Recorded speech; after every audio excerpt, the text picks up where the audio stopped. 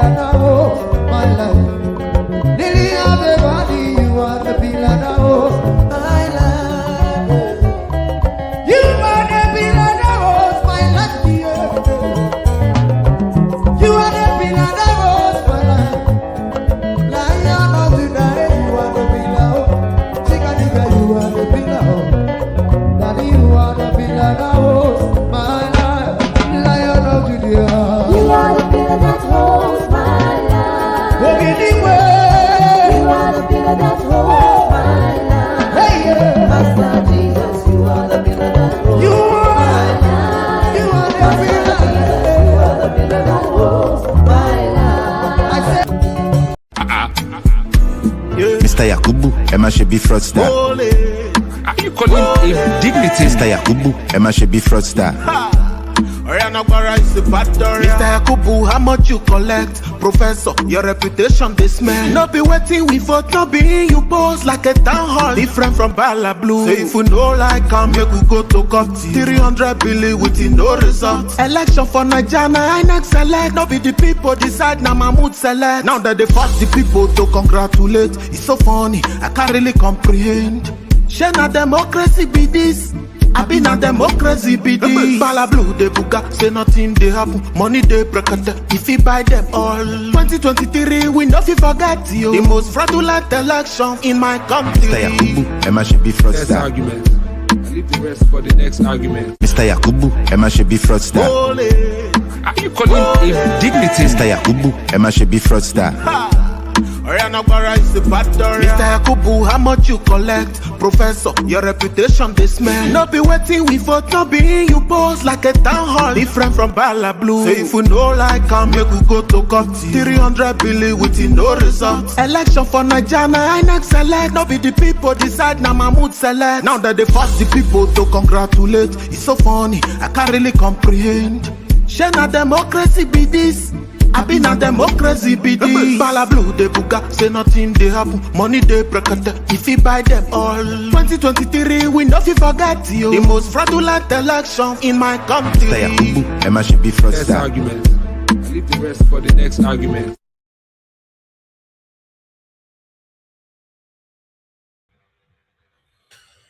Okay, good morning, good afternoon, good evening to every one of you. It's good to be back here again. How you guys doing today?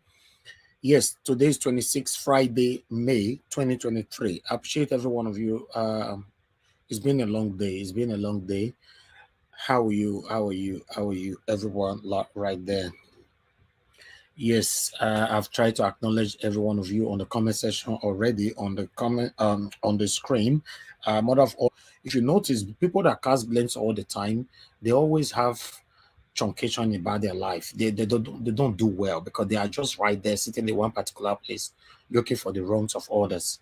Yes, we've never portrayed ourselves to any of you that we are perfect here. We're not perfect. We are here for a better Nigeria. And for Mr. Peter Obi, I'm not a vote for a Labour Party. That's one thing you guys must understand. I've never registered with any political party before in my entire life. And this is the first time I'm dedicating my platform for one particular person, 100%. This is the first time ever, and I will not have anything to regret. What happened today in court. What happened today in court. I'm going to let everybody understand that we shouldn't allow that to kill our zeal, our hope, our expectations. Because what happened today, in fact, is not even all that fight the case. That's PDP. You understand? According to my research after our broadcast today, it shows that even though anybody supposed to challenge Kashim Shettima is supposed to be an insider of the same party, not an outsider. So they call that Ovasabi. So, but nevertheless, I understand this from Supreme Court, but it was in the lower court before they brought it to Supreme Court. So Supreme Court thought that it was a letdown to them to even at least draw their attention to things like that. And meanwhile, dismissing Kashim Shettima, for his double nomination, no, they didn't.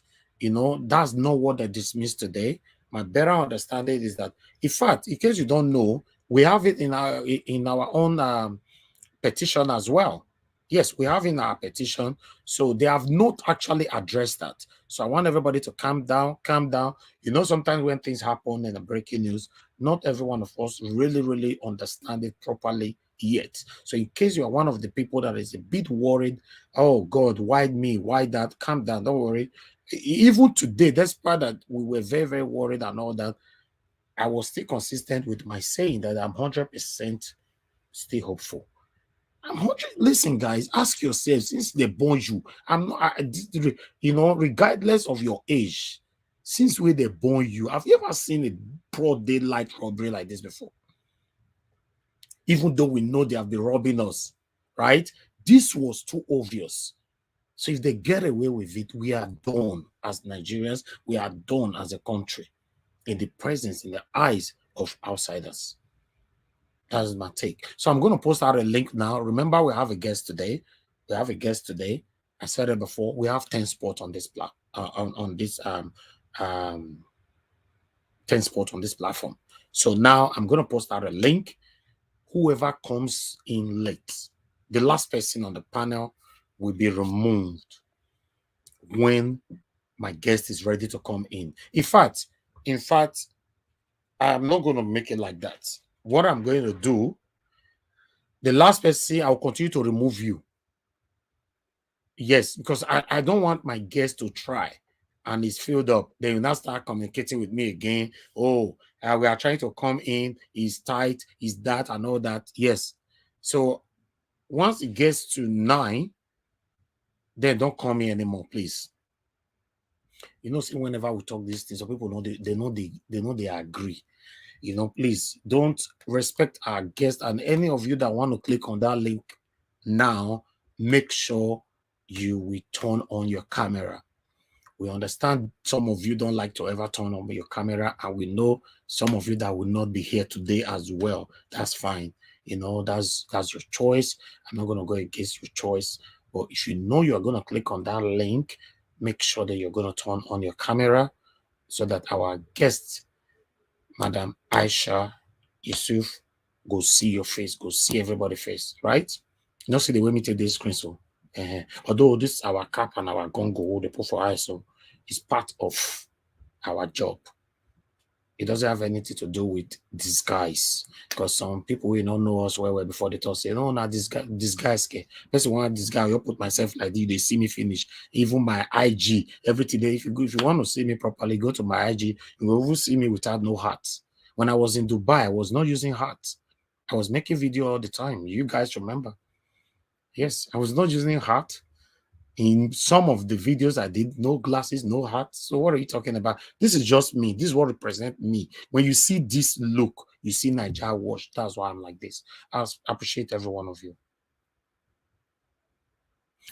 Our guest here now, I'm so happy because, oh my God, I've never been this stressed. I never wanted to lose her at all. Yes, finally we have her on the backstage. Thank you very much. Madam Aisha, it's good to have you here. Good morning, good afternoon, good evening to you. I guess you're in America right now, so I guess it's good afternoon. Yeah, it's good afternoon. Hello, how are you? I'm fine. I'm fine. Done. I should have been here like, is it almost 1 hour, 2 hours ago? You went to add another layer that has to be joining through Facebook and YouTube.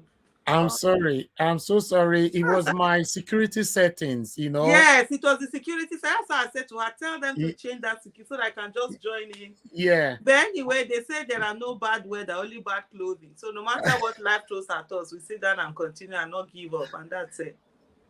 Thank you very much for your patience as well, because trust me, if it was some people, they already gave up, because we'll be struggling. I don't give up. I don't give up.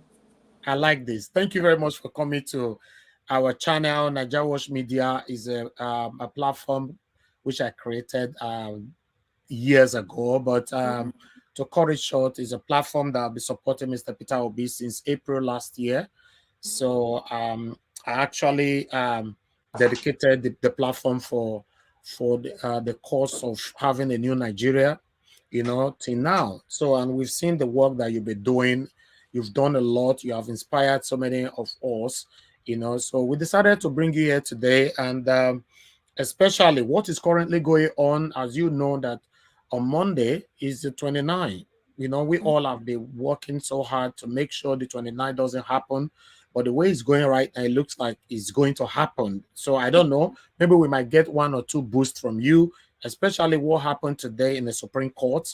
Even though that was not our suit, it was from PDP. But I think that actually discouraged so many of us as well. So this is my panelists. I have all of them here. So we all are going to be passing a question today because we believe you know better, you know, in I this don't whole know situation. better. Oh. We are all going to be gisting together and learning from each other. Yeah, okay, Yeah. okay. All right. Okay, thank you very much. Once I want to thank you for all you did during the time of campaign. Thank you very much. Thank you, thank you. I learned you're in America now, but I don't know when you're going back to Nigeria. Are you going home anytime soon?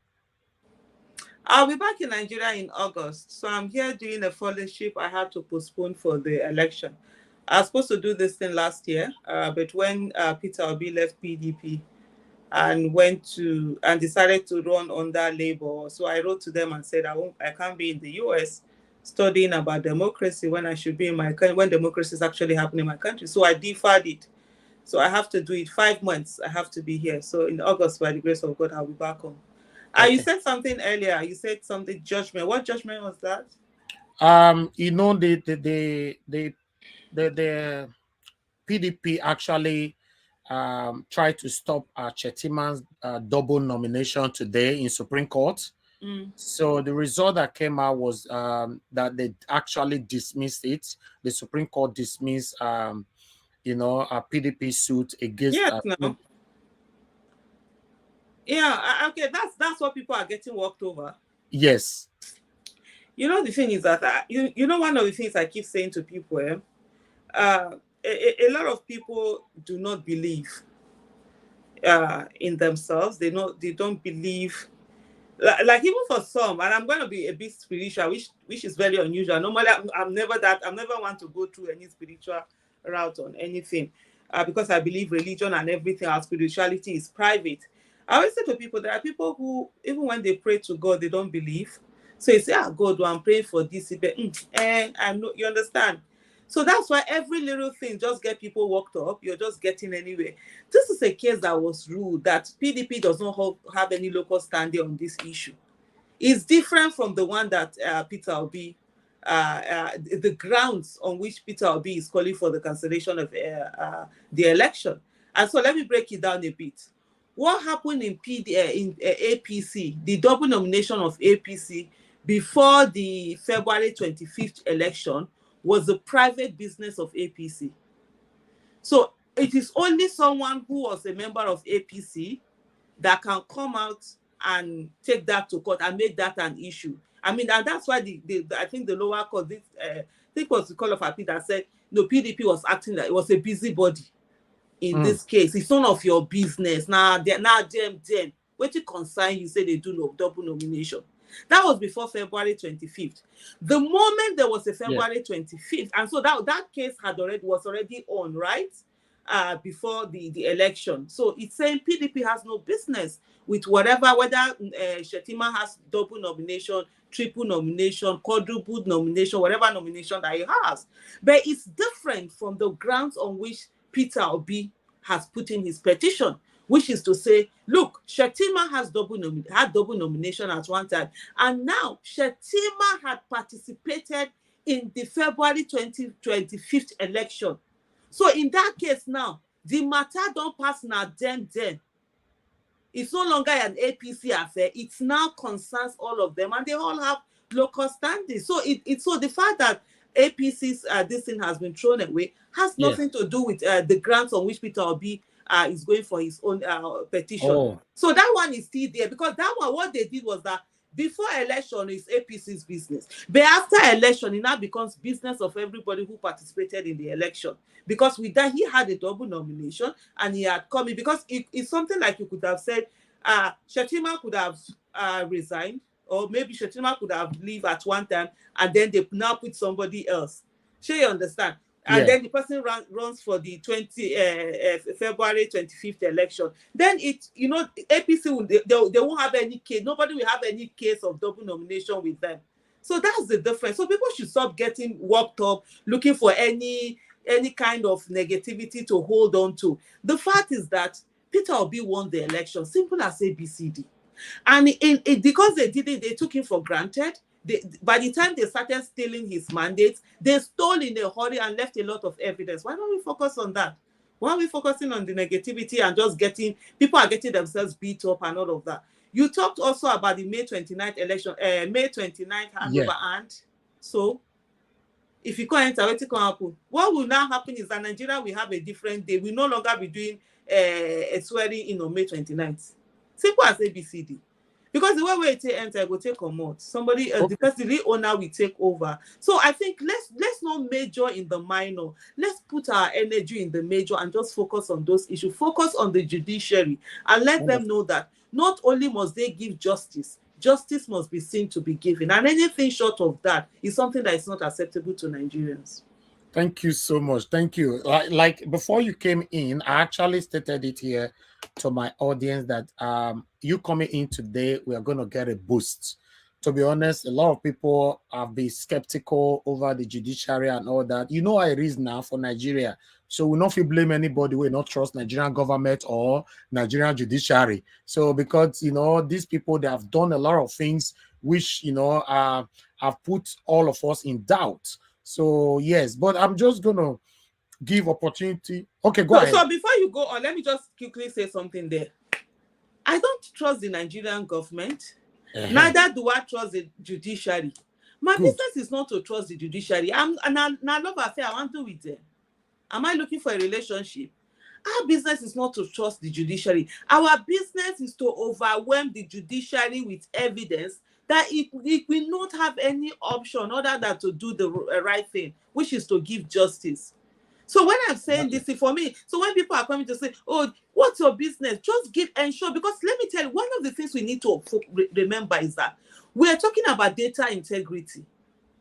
And we must focus, and that's why for me personally, I don't hold on to the Abuja 25% and all of that. Yes, it's in the constitution, but all of this thing depends on interpretation of the court. And the court has a right to interpret in different ways. There are different methods of the literal interpretation is what we'll be saying the and this. They can decide to use golden rule, mischief view, or the purposive approach. That's their own business. So we don't have control over that. But something like the evidence, where you will see somebody, let me give you an example. Something that is 201, for example, they now use biro to join the 1 and the 0 to make one fat 0 and one small 2 in front. And now say that is 20 that Peter will be God. And then they will use this thing, Bible, to change the words or use marker to buy. Those are the things we should be putting forth to the court. Those are the things we're going to be putting forth to say, check these things. So it's based on data integrity that they cannot say they are using their interpretation or technicalities or any of those things. And moreover, of all the people that are in the courts, the person who is most experienced is Peter Obi. Exactly. How many times don't go that court don't win? Even when people said it was impossible. 3 years, this guy kept going to the court every time there was this thing. Sometimes the other ones will come, the governor, they'll be mocking, they'll be drumming. He was there and he got his mandate back. So let's focus our energy and not dissipate it on smaller issues. Thank you. Thank you very much. Thank you. I'm sorry, I have to divert. I beg, allow me make a divert more. Because me na how you talk, you be like a doman. Exactly. No say that even me as I grow older, my do accent now, so it all they come out anyhow. Which part exactly. So now I beg by yourself, tell my audience, because some of them have been they don't fair argue for this matter. No, now I do not be a do. I thought I be a do woman. Now it's that had been. I never get me. If you walk a mess, roll my takwe kira, bede kira. I mean, I'm a woman. Thank you. All right. I would like us to let me quickly use this opportunity, please. Everybody, turn on your camera. Mama Aisha, turn on your camera, please. You know, if you want to be with us here, please turn on your camera, Mama. Mama Aisha, are you there with us? Olamide, turn on your camera. Anybody that did not turn on their camera, I'm going to remove you. I'm sorry. You know? Okay. Olamide, okay, you turn on your camera. Wonderful. I have to add you in now. We are waiting for Mama Aisha. We are waiting for you to turn on your camera. I'm not sure if you are there. If you are not there, then I might likely remove you. Okay, Mama Aisha, it looks like you are not available. Unfortunately, you know. Okay, I'll leave you for a minute, Mama Aisha, to see if you're available. But before we pass one or two questions, you know, to give you some time to do this. All right. Let me quickly go to the first person on the panel in case you everybody please put your question within a minute if possible. Give us a mandate. Thank you very much. Please go ahead with your question. Well, thank you very much, Mr. Helvis. Sande zuwa mama. Sanni dai ya kuke? Oluwatosine. Okay, sannu fa. Ya kike? Lafiya kalau. Sannu fa, sannu. Kin ci tuwo yawa? Sannu. Kace me? Kin ci tuwo yau? A ina na ga tuwo ko ana. Sai dai buredi da shayi. Okay, ba damuwa. Well, with all of the old things that are playing out now, with what I mean, today's situation, you've been able to clear it, and you threw a more light on there. My own is going to be after this all said and done, and then it seems like nothing happened. Mm-hmm. Will you advise Peter Obi to form a parallel government? Will I advise Peter Obi to form a parallel government? Absolutely Yes. not. Why should he be doing that? So then, I mean, Oshiba just said it 2015. If they don't get power, they form parallel government. You can't do what you did. How do I put it? You can't do evil because evildoers are doing evil. So do you think that is evil? It is. That's not the way to go. You understand? Okay, form parallel government. What does that even mean? Let's first of all define what does that mean. Are you going to have what it takes, or is it just by mouth? All of us are government. We are all people. I can be a government whatever. So what does that mean? Are you not going to say that, okay, you're going to carry arms, you're going to have your own soldier, you're going to have your own military, you're going to have your own CBN, you're going to say, okay, the oil proceeds should be brought in. So is it just what? It's parallel shadowing. You can have a shadow even without anything. You can have like a shadow government. These are the things to be done. A parallel government. So what then? Are you going to have your own soldiers? Okay, so what's your advice for those guys in Abuja crying for parallel government so you don't get justice in the court? Okay, that's your question, right? Right. Okay, thank you. Let me look for it. Let me get a paper to write down this question. Okay, that's fine. All right. Mama Aisha, you are still not responding to us. I might likely remove you. It looks like you are not available at all. Because you are not responding to our call. Other people want to come in. I might likely remove you. It looks like you are not available. Please mute yourself, Bob Chisco. Mute yourself. Stay mute. I'm hearing myself back from your end. Thank you. Okay, Mama Aisha is not available. Unfortunately, I have to remove her, you know, so that someone else can come in.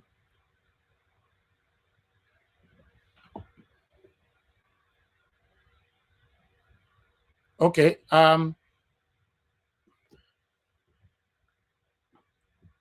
Okay, are you ready now to take the question?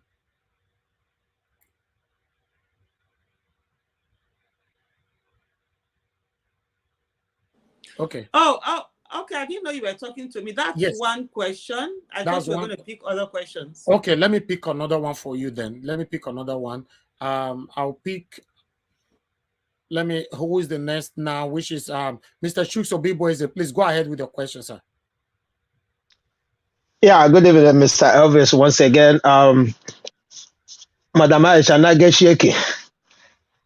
Nekuma Mutaninkano. I just want to know what you will tell Nigerians, you know, those who are troubled, you know, who are worried about the 29th, you know, because some of us are worried, not because is not going to get out there. But, because of the sanctity of our country, whereby, we have a non-constitutional president. So I want to know what you advise those who are worried, just like as I am, Thank you. Okay, thank you so much. So you want me to take this too? Yeah, take the two first before I bring another one. Yeah, okay. Thank you. So on the question of what do I think about a parallel government and the issue of Osibanjo, please, can you put off that thing? It's coming back to me. Sorry about that, please.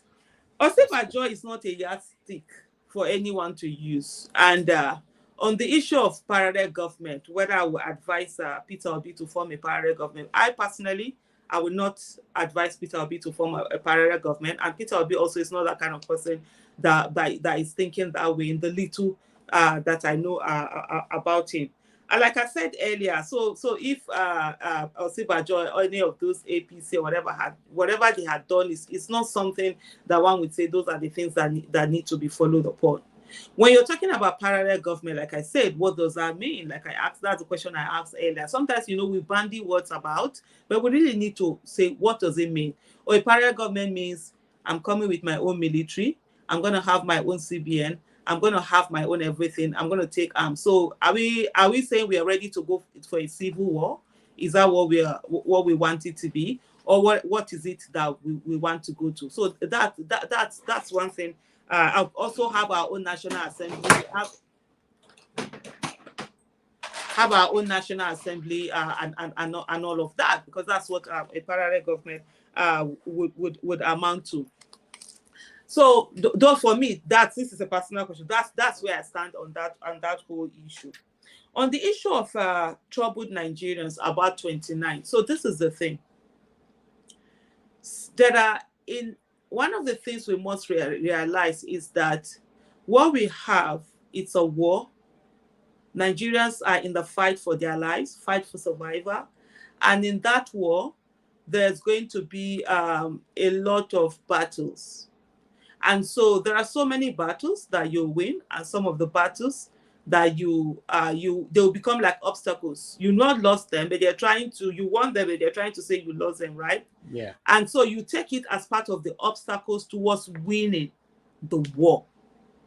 And I think one of the things that a lot of people are forgetting, and I was at a space yesterday. Are you streaming this on YouTube? Yes, we are live on YouTube. We have 2,000 people watching you. Oh, fantastic then. Because I spoke about this in a space yesterday, and part of the things that a lot of us have forgotten, and I think it is either I will call it arrogance, or I will say we are sort of like ungrateful. All of us now, I'm talking about all of us, including the person that asked that question, including myself that is answering this question, and say there's another word that I was looking for. It seems to have gone off my head right now. To say in, let's say 10 months, you were able to do so much, and you were able to shake the establishment, and yet you've not appreciated your strength. You're busy. Instead of keep going on with the fight, we are busy with things like, oh, I'm depressed. Oh, I feel like giving. Give up now. You'll give up. You'll see, come here. They will see show you where. I will give up. I will do this. I will do that. From being told that you are only 4 people in the room, see what you've done. From being told that you're structureless, from being told you can't do anything, from Peter Obi being told that he had made a political suicide by going to another party, from arrogantly saying to people, and change us if you can, your votes don't count. See what you've been able to do. You've sent about how many people to the National Assembly that ordinarily would never have gotten to the National Assembly. You've stopped how many governors from going to the National Assembly that they think is the retirement home. You've been able to have a governor elected. You have done so much, but never for once are you sitting there and saying to yourself, man, great, patting yourself in the back. You're so fixated because of one obstacle. So we thought, we'll just come in and waltz in. You didn't do scenario building. You didn't think what if and putting together all the what ifs. While we're doing our campaign, we knew we were going to go to court. Either way, you have to go to court. Whether you win, people will take you to court, whatever. We're building everything together. So when I see people, when they are coming, I look, sit down. Pat yourself in the back, first of all, because it is from that strength. When you don't focus on the little wins, when you disregard the little wins, you then become depressed and unfocused and thinking that you can't get anything. Go back and say the things that you've done. Who did it? You did it. Nobody else did it. You were the one that said, yes, sit up. Don't recline and be sort of like depressed. You did it. Nobody else did it. So why do you think you can't do this one again? And that's why I said earlier, this issue is not about trusting the judiciary or not trusting the judiciary. It's about ensuring that the judiciary does the needful. On May 20, on the issue of May 29, what's the examples that people give? Oh, if Tinubu enters, he's going to have so much control, he's going to have immunity. He can't have immunity over cases that are petition issues. It's when the election petition is over, that is when he will now have immunity on that. You won't be able to bring certain charges against him or whatever.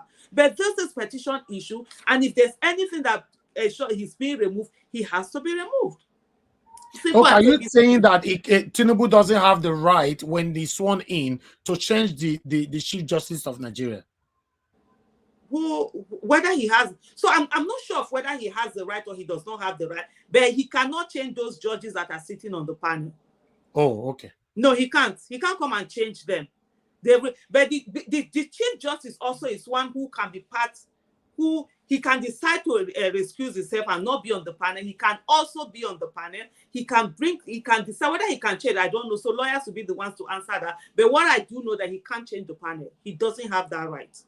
And let me tell you something also. I think these are some of the things that we are forgetting. You see, in this issue, if you want to win a war with people who are evil, you must be ready to think like the evil ones and have the discipline not to do evil. So that in that way, you are always a step ahead of them.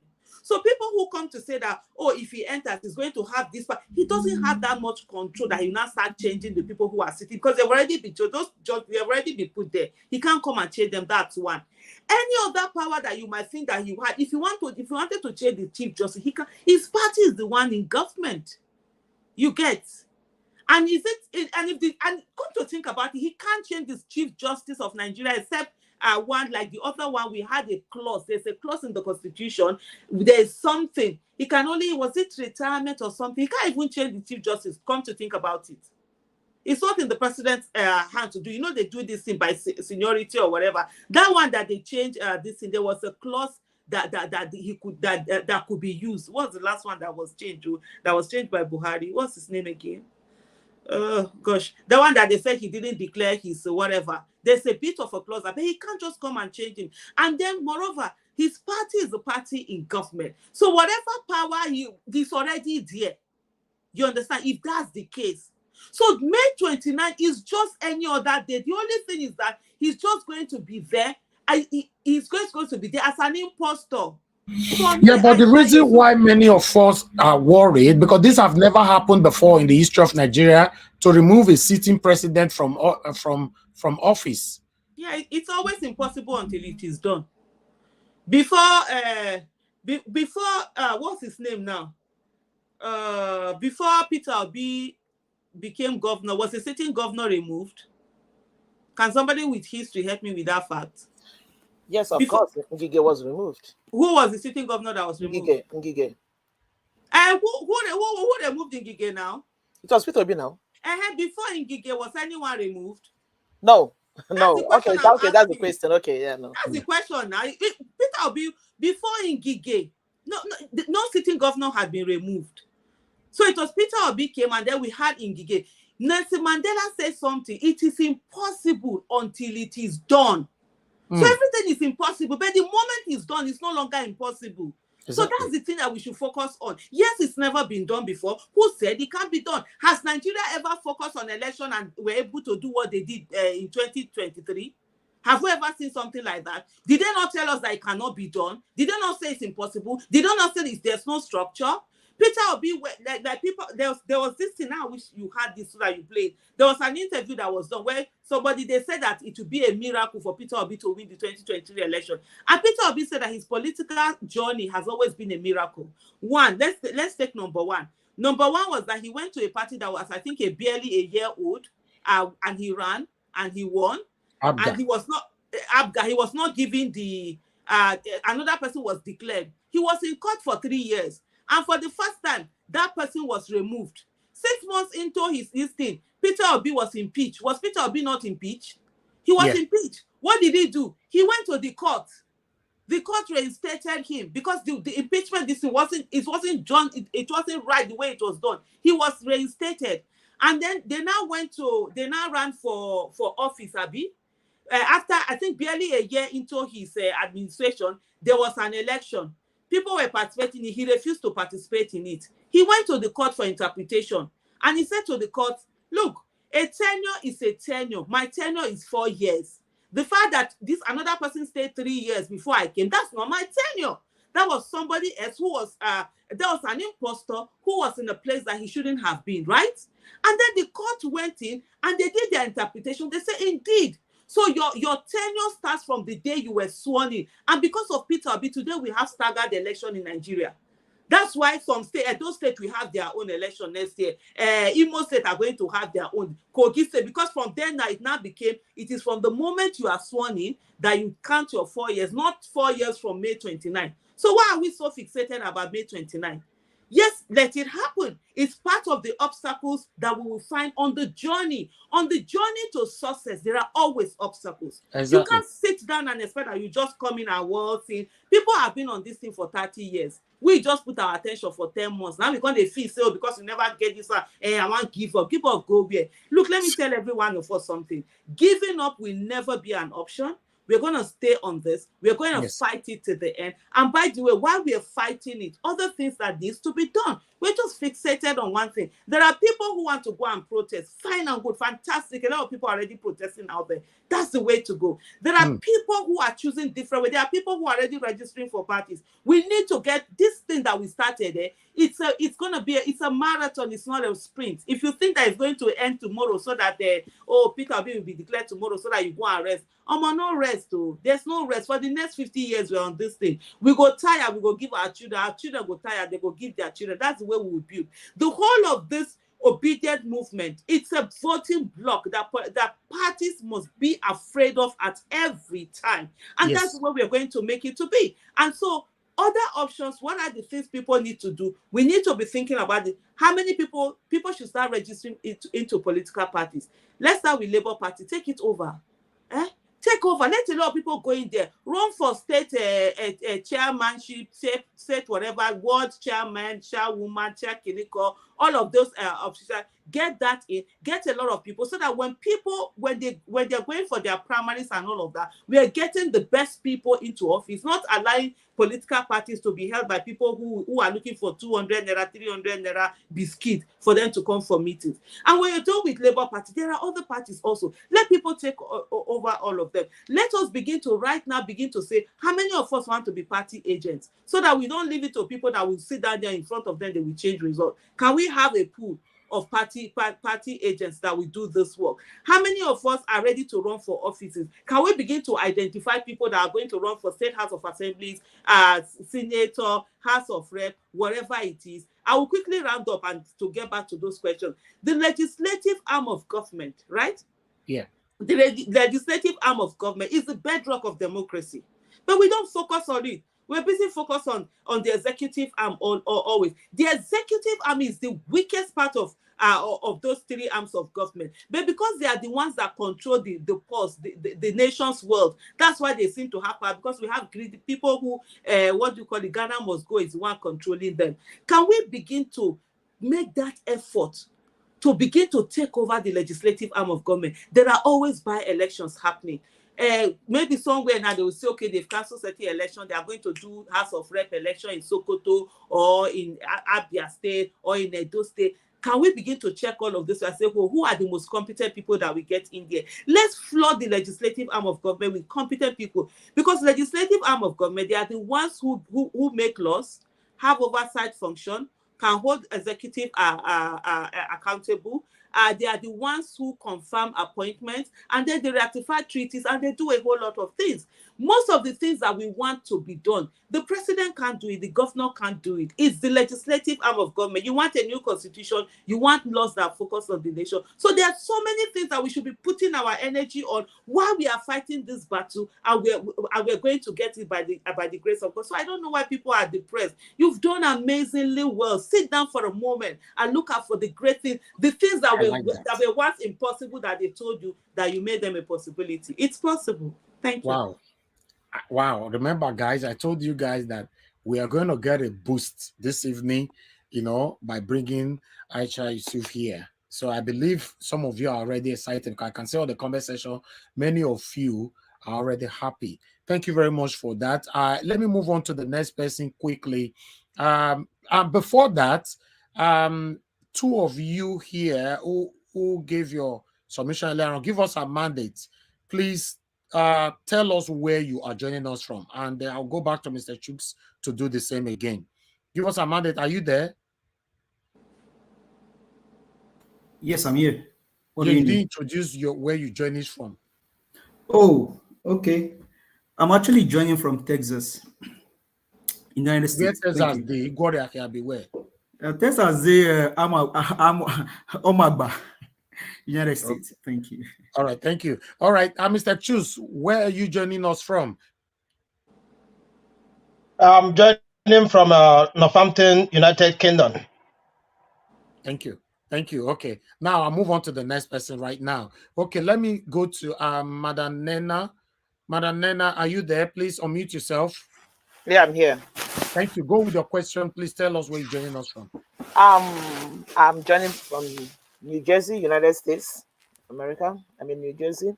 Yeah. So my question is, I have two questions, but let me just go with this one because the other one might be based so much on legal issues. First of all, I want to say very, very thank you to me, Madam Aisha.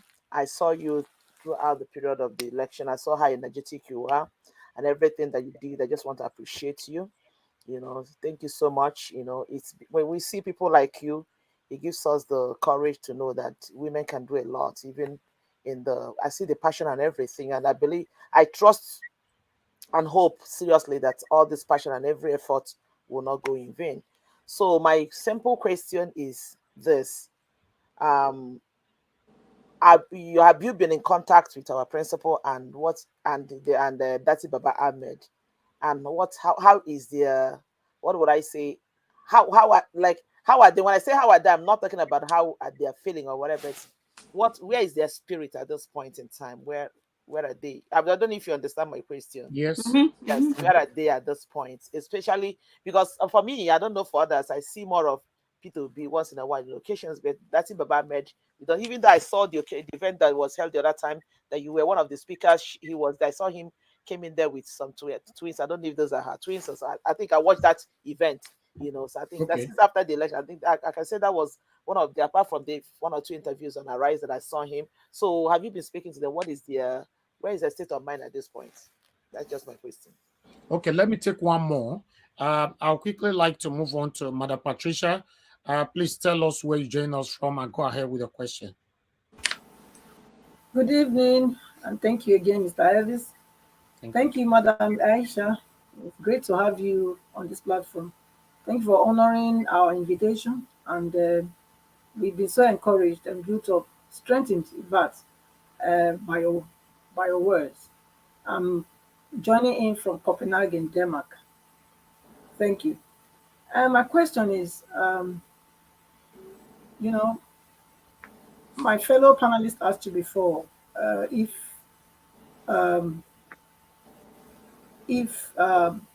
Tinubu is sworn in, would it be right for our principal to set up a parallel government? And you said no, that would not be the right thing. My question would be, what about for those who are felt marginalized as a result of the different powers, the powers of the nation, like the IG is from the north. I mean, it's a Fulani man, and all the main points, the main top positions coming from those areas. I'm from Delta State, half Delta and half Edo, and we don't have anybody from those areas representing the seat of power. It's not representing the geographical atmosphere of Nigeria. So what do you tell those people like me that maybe agitating for uh, a new a new Nigeria? If this one will not work, maybe we need to start looking at having our own country. Thank you. Thank you very much. Do you want to take those two, or you want me to add one to it? You can add. You can add. Okay. All right. Let me go with the next person here is I'll go with Omoye's Corner. Omoye's Corner, please go ahead with your question. Tell us where you're joining us from. Okay, thank you very much, Mr. Elvis. Aisha, well done. Oh. Welcome to the channel. I appreciate all the work that you have been doing. I'm a huge fan of yours, silently. Sometimes I come to your channel and I leave comments. My question is this: knowing, first of all, I'm calling from California. Sorry. So, my question is, we know how so much the president has so much power in Nigeria. And I know earlier you were saying you're not sure if the president has the power to remove the Chief Justice of the Federation. Now, we know as Nigeria be, these people will stop at nothing to make sure, say, everything when they want, they line them up. We already saw it happening during the election when we say, nah, Ghana must go back, and they take buy everybody that is buyable. So my concern, this is not my concern. How are we so sure? Say this man, when they swear him in finish, he go just change everything with all the power and the influence when he get. How are we so sure? Because everything, like I say, the system they work for him right now. So that's not my question. Thank you. Thank you very much. Thank you. All right, let's take on these three before I come back to the rest people. Thank you very much. Okay, so I'll go back to the lady. For everybody, please. I'm okay with Aisha. I love my names. I'm not really a title person, or so I see some people are just like stumbling over whether Madam Aisha is okay. I'm very good. Well done, everyone. So for the lady that spoke, the one from New Jersey, right? That asked me the question: have I been in contact with Peter? Yes, we're in constant contact. Yesterday, we spoke, myself and Peter, we did speak. And by the way, he's going to do, and it was quite funny. Yesterday, I was on a space. So while I was talking on the space, he called me. And I was like, I was actually talking about him. I'm like, Pio, we are just talking about you on this one. They're like, you people are talking about me, and you people didn't invite me to come in there. But he had wanted to, talk with people. So on Sunday at 5 p.m., PO is going to be on a particular space, the one they call the Valorous space on Twitter. And then we're also going to try Zoom it, put it on Zoom so that people will just have like a town hall talking to him and all of that. So that will be 5 p.m. May 2028. Yes, and so even while we're talking, we still talked about the whole issue of the legal update and everything, because he was calling me like, okay, he needed to give me an update on the things that they have done some legal fees payments and all of that. So that I will note them down and put them. I happen to be one of the signatories of the campaign funds, which is the campaign fund of both the citizens' contribution and also his own personal contribution to that. And so he needed me to make notes of what some of the things that he was going to spend on. So we do speak. And in terms of the spirit, it's amazing. One of the things is that Peter Obi, when they talk about coconut head, he's a real nari coconut head. Someone who you see him, he looks meek. He looks like, but he's a fighter and he's very tenacious and he stays on issue and he's not distracted. So the thing, and that would bring me to the last question, the question that the last person asked, to say these people, why did we even take part in the election? If we dey fear them like this, where we feel saying that they own Nigeria, we will Kukuma go sleep now, so that we will even do an election, so that they will normally enter the way they normally enter. Because you see this thing, let me tell you guys something. I keep saying this thing, these people don't have any power. What they thrive on is the fear of people and the illusion of power. And so that's why if you notice, one of the shenanigans they are doing right now is to say that, oh, it was Tinubu that asked Patitomi to step down for Peter Obi. It was Tinubu that used money. Which money? Which what? So that it will not make you feel as if, oh, Tinubu has this influence. Tinubu has zero influence. I don't put water for my mouth, talk anything. Anybody quote me anywhere. I know they fear anybody, Papa. I know they fear anybody. All of us, we don't already die. Nobody die alive for Nigeria.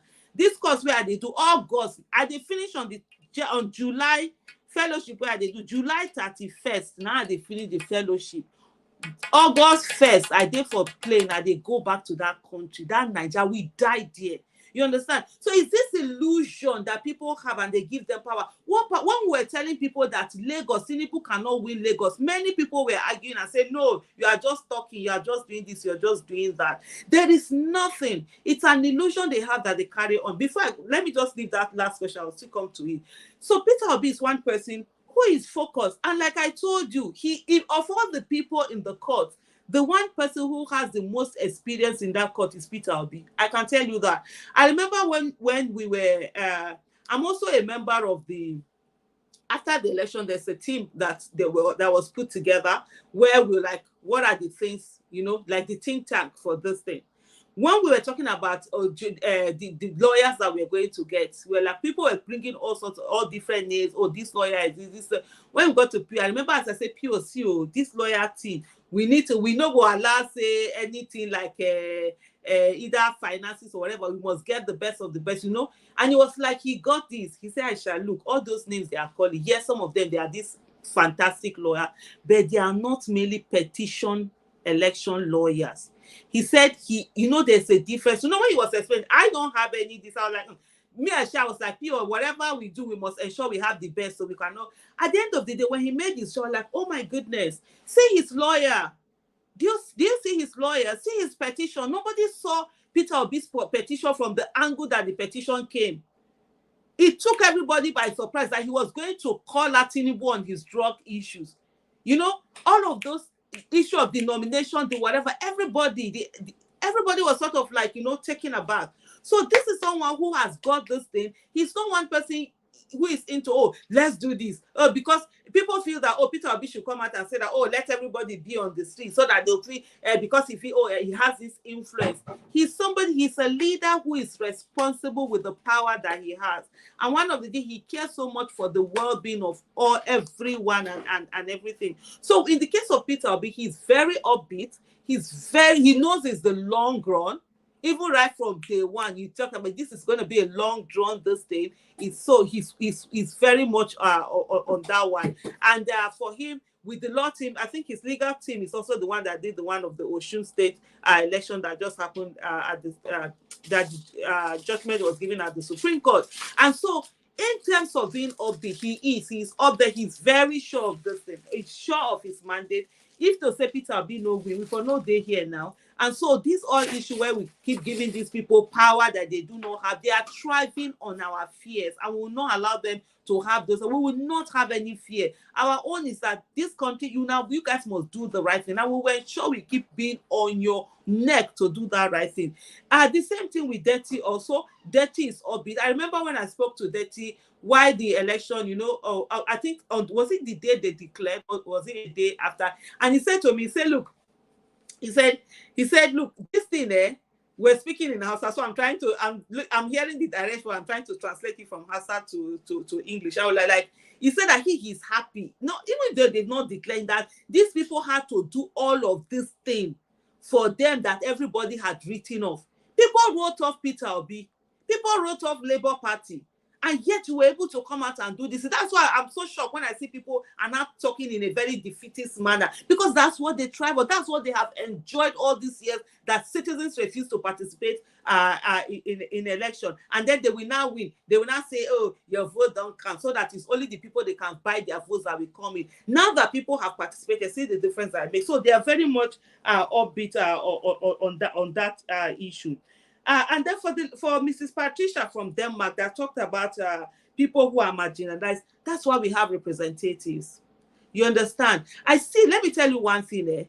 All of us, we are as guilty as our leaders or rulers or whatever we try to call them. We have refused to occupy our office of the citizen. And so because we have refused to occupy that, these people have given us whatever they want. They've behaved the way they want to behave. What do I mean by that? Dr. Obieze Kwesili would always say that governance is of two sides. You have the demand side and the supply side.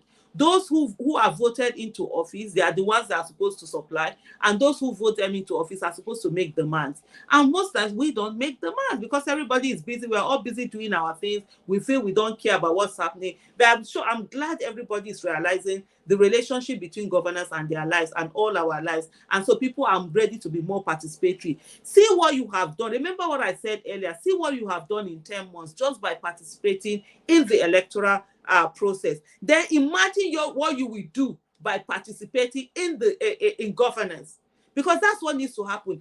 All of this. Why do we have senators? Why do we have House of Rep members? So you are going there to just be collecting Ghana must go money to just enrich yourself, to just be say eyes and the eyes have it and the nays do not have it or whatever. No, you're there to represent them because it's a representative democracy. That's what we are running.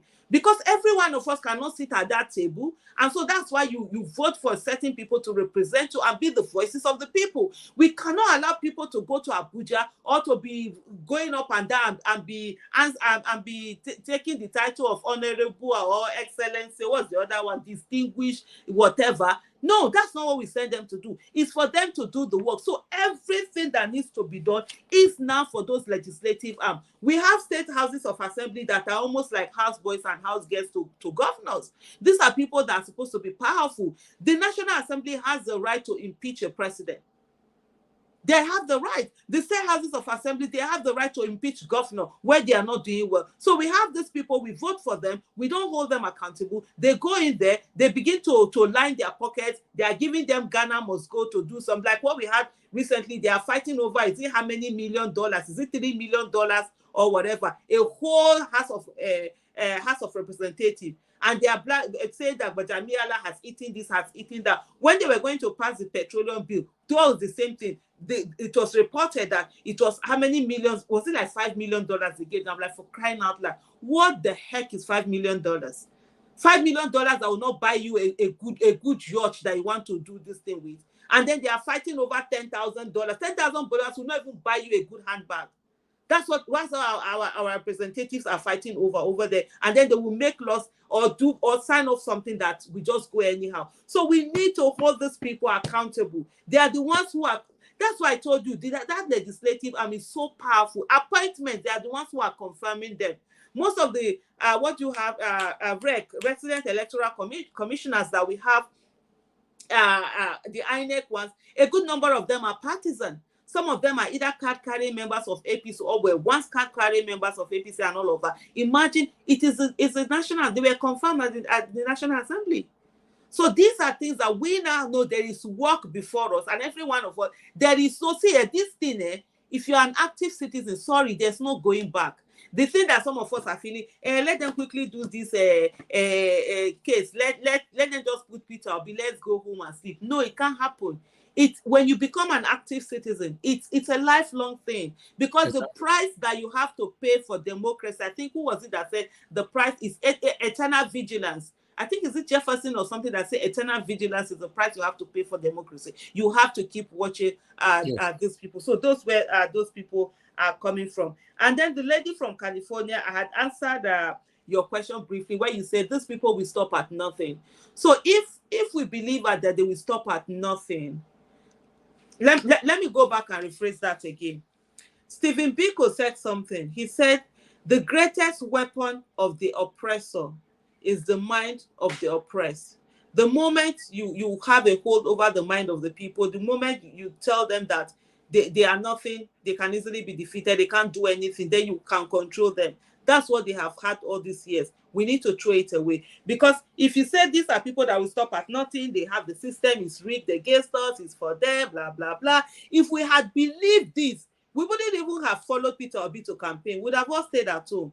And then if we stay at home, what will happen? There will not be any win that we are fighting in the courts. So that's what they want you to believe. So we must never believe that. It's to go on to say it is not about the way the system has been before. It is about what we want the system to be now, that we are focused on it. And I will end this here by giving you a tweet. I can't remember the guy's tweet, the guy's name, but someone tweeted something, and I want every one of us to think about it deeply. He said, Peter Obi made all of us INEC officers, INEC officials, by the registration for PVC and all of that. Then he made all of us politicians, and we're all campaigning and all around. He said, then again, Peter Obi now came, he made all of us collation officers. We're looking at the results. What is it that they were changing? What result came out? What is it they put in the INEC this thing? And then finally, he said, Peter Obi has also made all of us lawyers. We are interested in what is happening at the presidential election petition tribunal. We are following all the cases, which this is not what happens. Normally after election, all of us moved on, not be them, but now people are invested. And then Kenneth Okonkwo also asked something. He said, Peter Obi also made us journalists. So we're all focused on this thing. So it is about people's participation. It is not about the power. That Tinubu has zero power. All of them don't get any power. It's the people that have the power. And we must let go of that mindset where we do not know that we have power. We have such an amazing power, but we've not realized it. And the thing for me is that every one of us, forget about what if. Forget about what the result will be. Let us focus on our effort. What are we doing to ensure we get the result that we want to get? And every day we wake up, we must say that what we did yesterday is nothing. In the words of Jim Rohn, if what you did yesterday is still looking big to you today, that means you're not doing enough. So let's be putting in all our effort and have a tunnel vision until we get Peter Obi mandate given back to him. And when Peter Obi gets into office, our business will then be to hold him accountable. Thank you. Exactly. I like that last statement. Yes, because I've said that so many times here on my platform, that my duty, because I actually used this same platform to make sure that Governor Obaseki came back in office for his second tenure. You know, immediately he won that election, started checkmating him. But most people were not against me, that I was fake. How come that you work so hard to bring somebody in office, now you are not asking questions? So why not?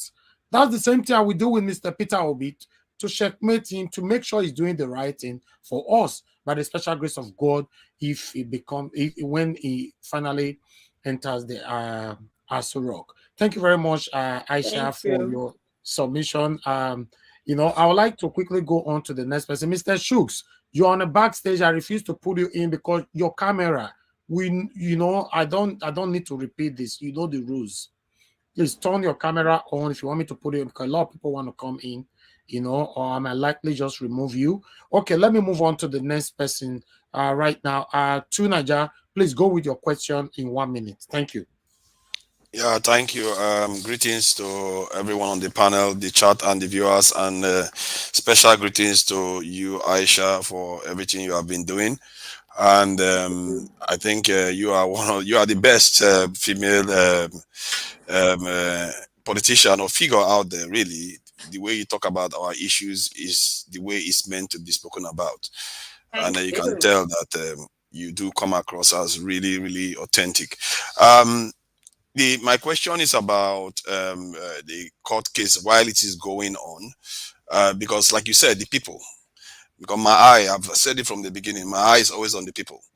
While this is going on, when he's sworn in and he starts taking action, is there parts of Labour Party that are dedicated to challenging and lobbying and making sure the people's interests still remain in place while the court case is going on? Because I don't know whether it could go on for 3 months or maybe even drag on longer.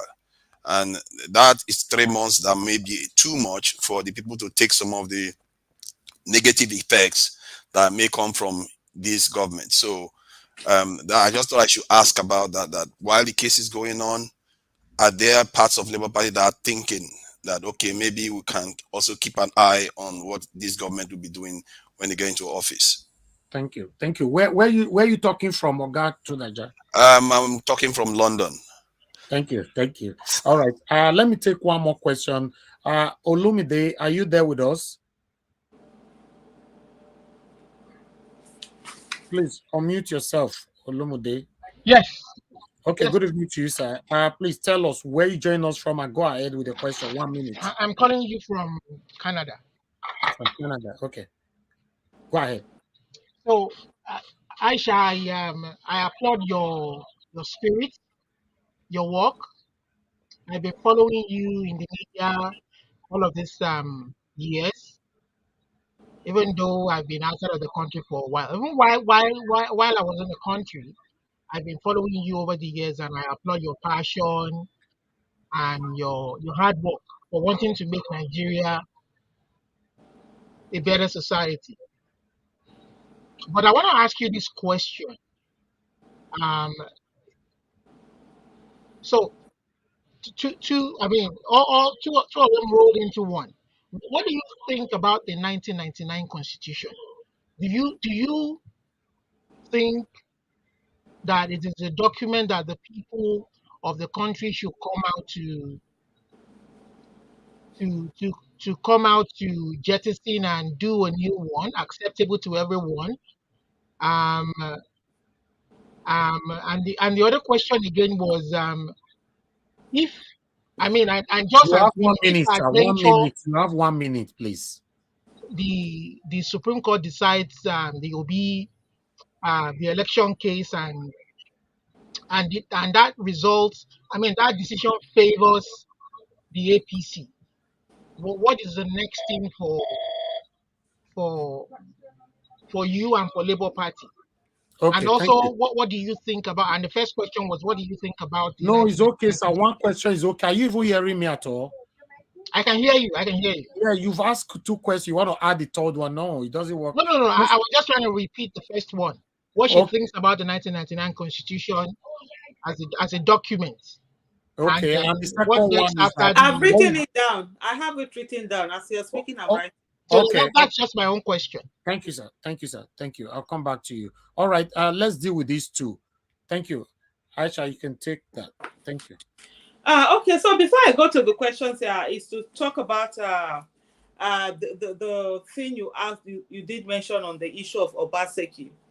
I think one of the things that people must understand is that voting for someone is not a life sentence. The fact that you voted for someone does not mean that you are beholden to that person or you owe each other anything. The pact ends at the polling unit. The moment election is over and someone is in office, our business is to hold that person accountable. And I think one of the things that people always think about is that, you must respect someone. These people are employees. They are not our employees. They are not our ogas.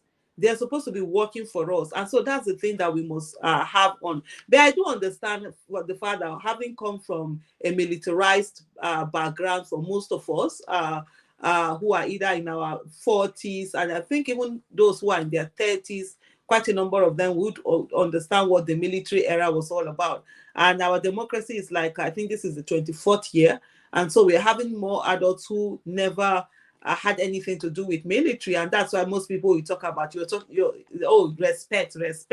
I'm like, what's this respect that we are always calling for? When someone is voted into office, that person becomes the servant of the people, and anyone who cannot act in that capacity should get out of office. Nobody owes anything anywhere, and so that's one of the things we must realize. But gradually, I think we will get there. On the part of the after the court case, whether Labour Party, I think the question basically that the first person asks is whether Labour Party is ready to play that opposition party.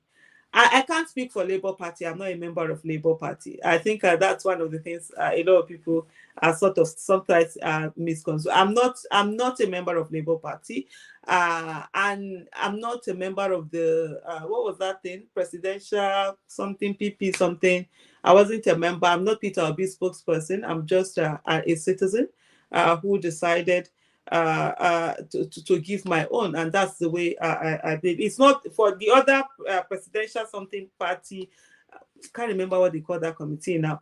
It's not because the fact that they didn't ask, they did want me to, but for me, I love to work from my place where I have the power to use my voice without having to be not based on any other thing. And for the election right now, I'm interested in getting as many people as I can into the into offices, and I don't want to get to a place where I'm partisan. Where, for example, for some of you that seen what happened with Frank Wake Jr. Well, like I'm not going to support someone. I'm going to support the most competent person, irrespective of what party that person is. And if you're in the party, all of those they will say that it's you're doing party whatever. So that's on the other side. So I can't speak for them, but what I can assure you is that even yesterday when I spoke with PO, those are part of the things that we discussed. Which is to say, as soon as these people are sworn in, there are so many things that they're going to be doing, and of course we have to be ready. We already know that. We already are working on that. Whether they're working on that with Labour, I can't. I know they are doing to an extent. But one of the things that every one of us has to understand is that the people have been the opposition. We've not had opposition in Nigeria in the last 8 years. We've not had real opposition. Labour Party, I will give you in football analogy, was like maybe Kano Pillars that were playing in Nigeria, and then all of a sudden you took them to Champions League. You can't expect that they will be able to have everything that it takes. It will take time for them to be able to fill the big shoes that you've put them in. So I must say that as citizens, we must play that role very well. But they are also doing their own, but we can't leave it only to Labour Party to be able to do that. We as citizens also must definitely also play those roles and all of that. And also let them know that, look, this election, they know they didn't win it. They know they don't have the legitimacy. And that's why they are trying hard to win the legitimacy. Because as much as possible, power indeed belongs to the people. If you go to Abuja, there's an air of gloom everywhere, because this is someone that people do not majority did not vote for him, and so they're trying everything to get that acceptance of the people. And one of the ways that people can protest, people can, is to not accept this particular person as the president. That's an impostor that will be in Nigeria on the seat, not the president himself. So all of these things it's really things that citizens must play on. But I think by the time you're able to bring the Labour Party, either their spokesperson or the chairman himself, he will be able to explain better for you, because I won't be able to speak on their behalf.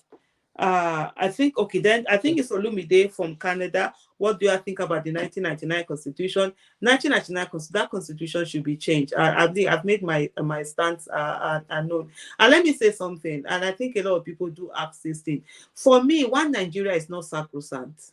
We don't have to be one nation if we can't decide on being one nation. I've said it before. The amalgamation of Nigeria, it's about 109 years now.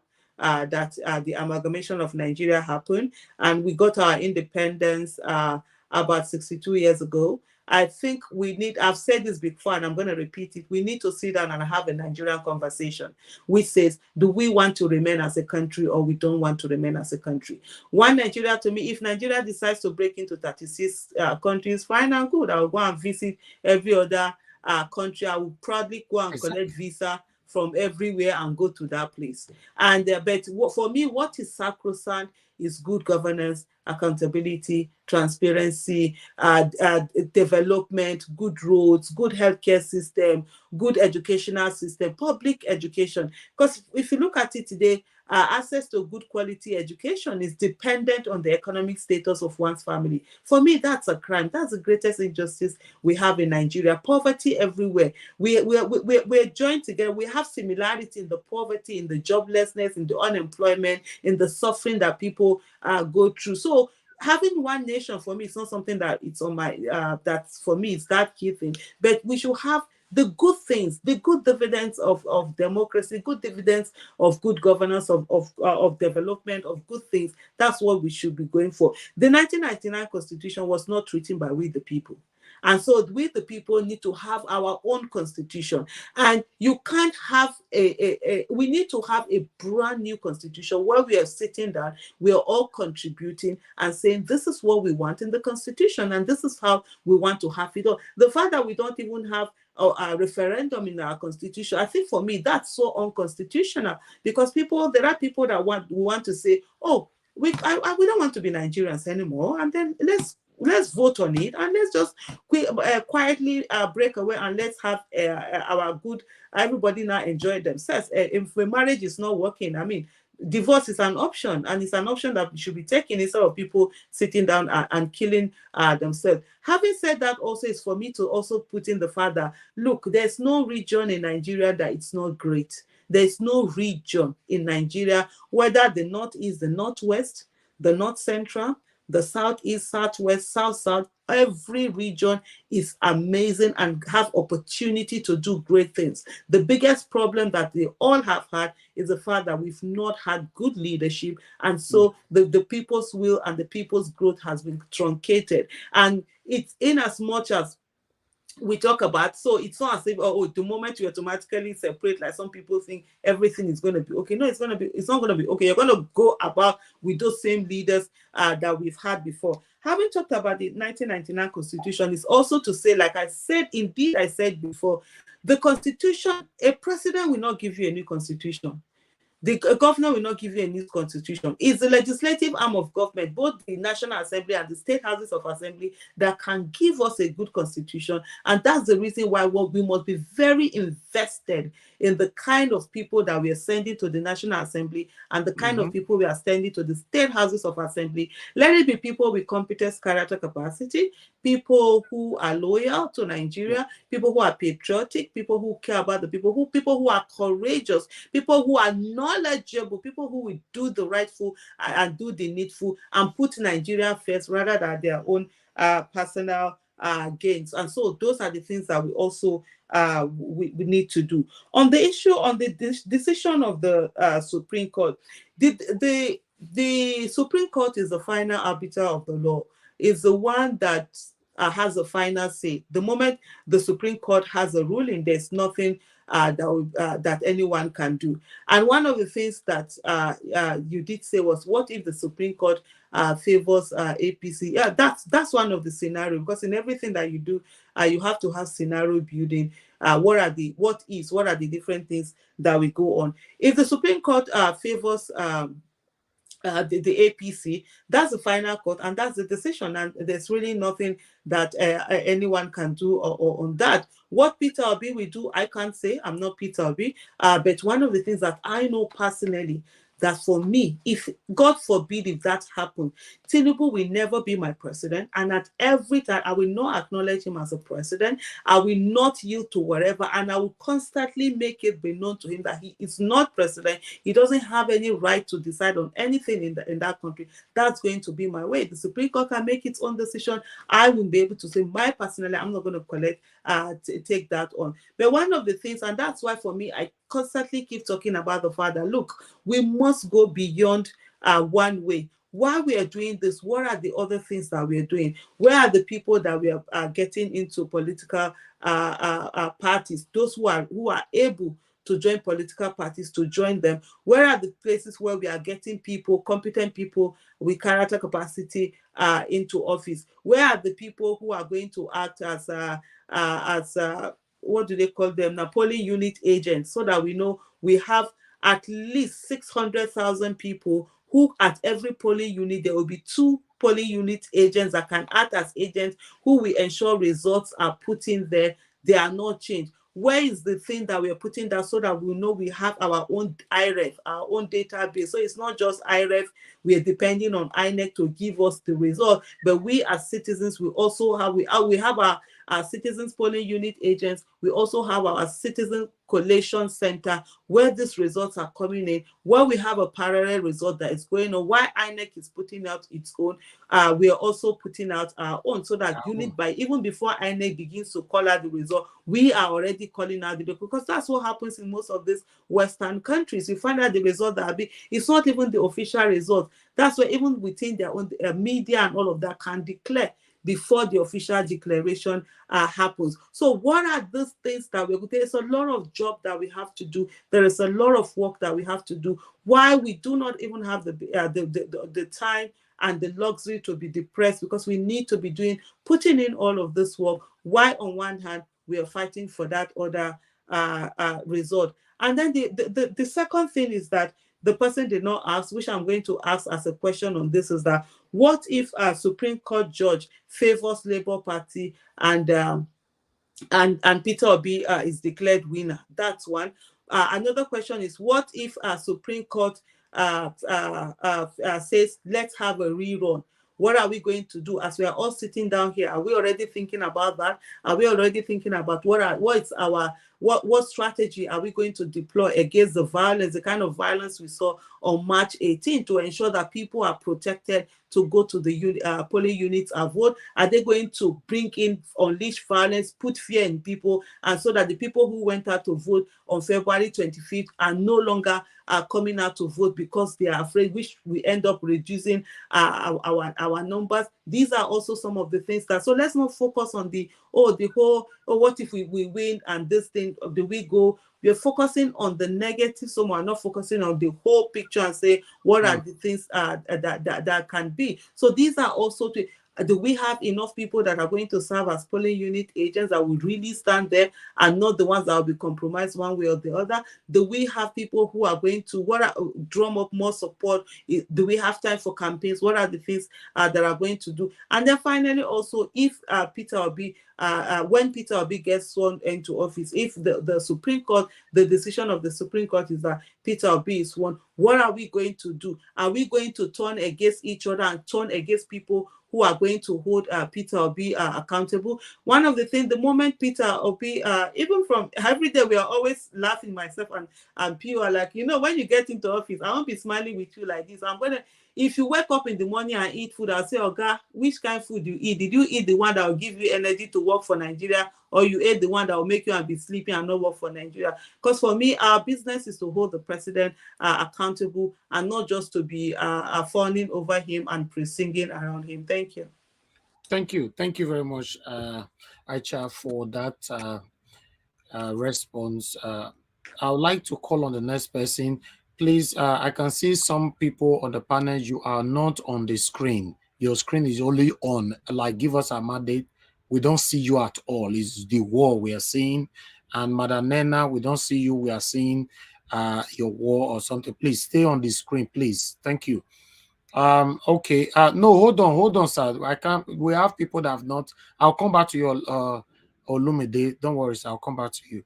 Okay. I would like our busy brains. Please pass in your question. Good evening to you, madam. Hello, good evening, Oga Naija.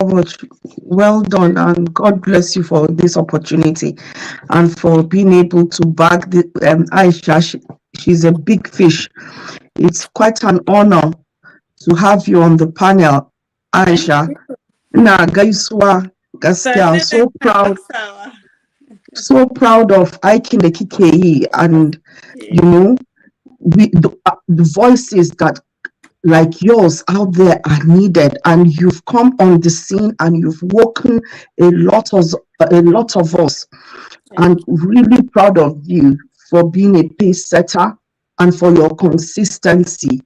You've come here, you've given us words of encouragement. Honestly, earlier on I was so down, but you've picked me up. Thank you so much. I'm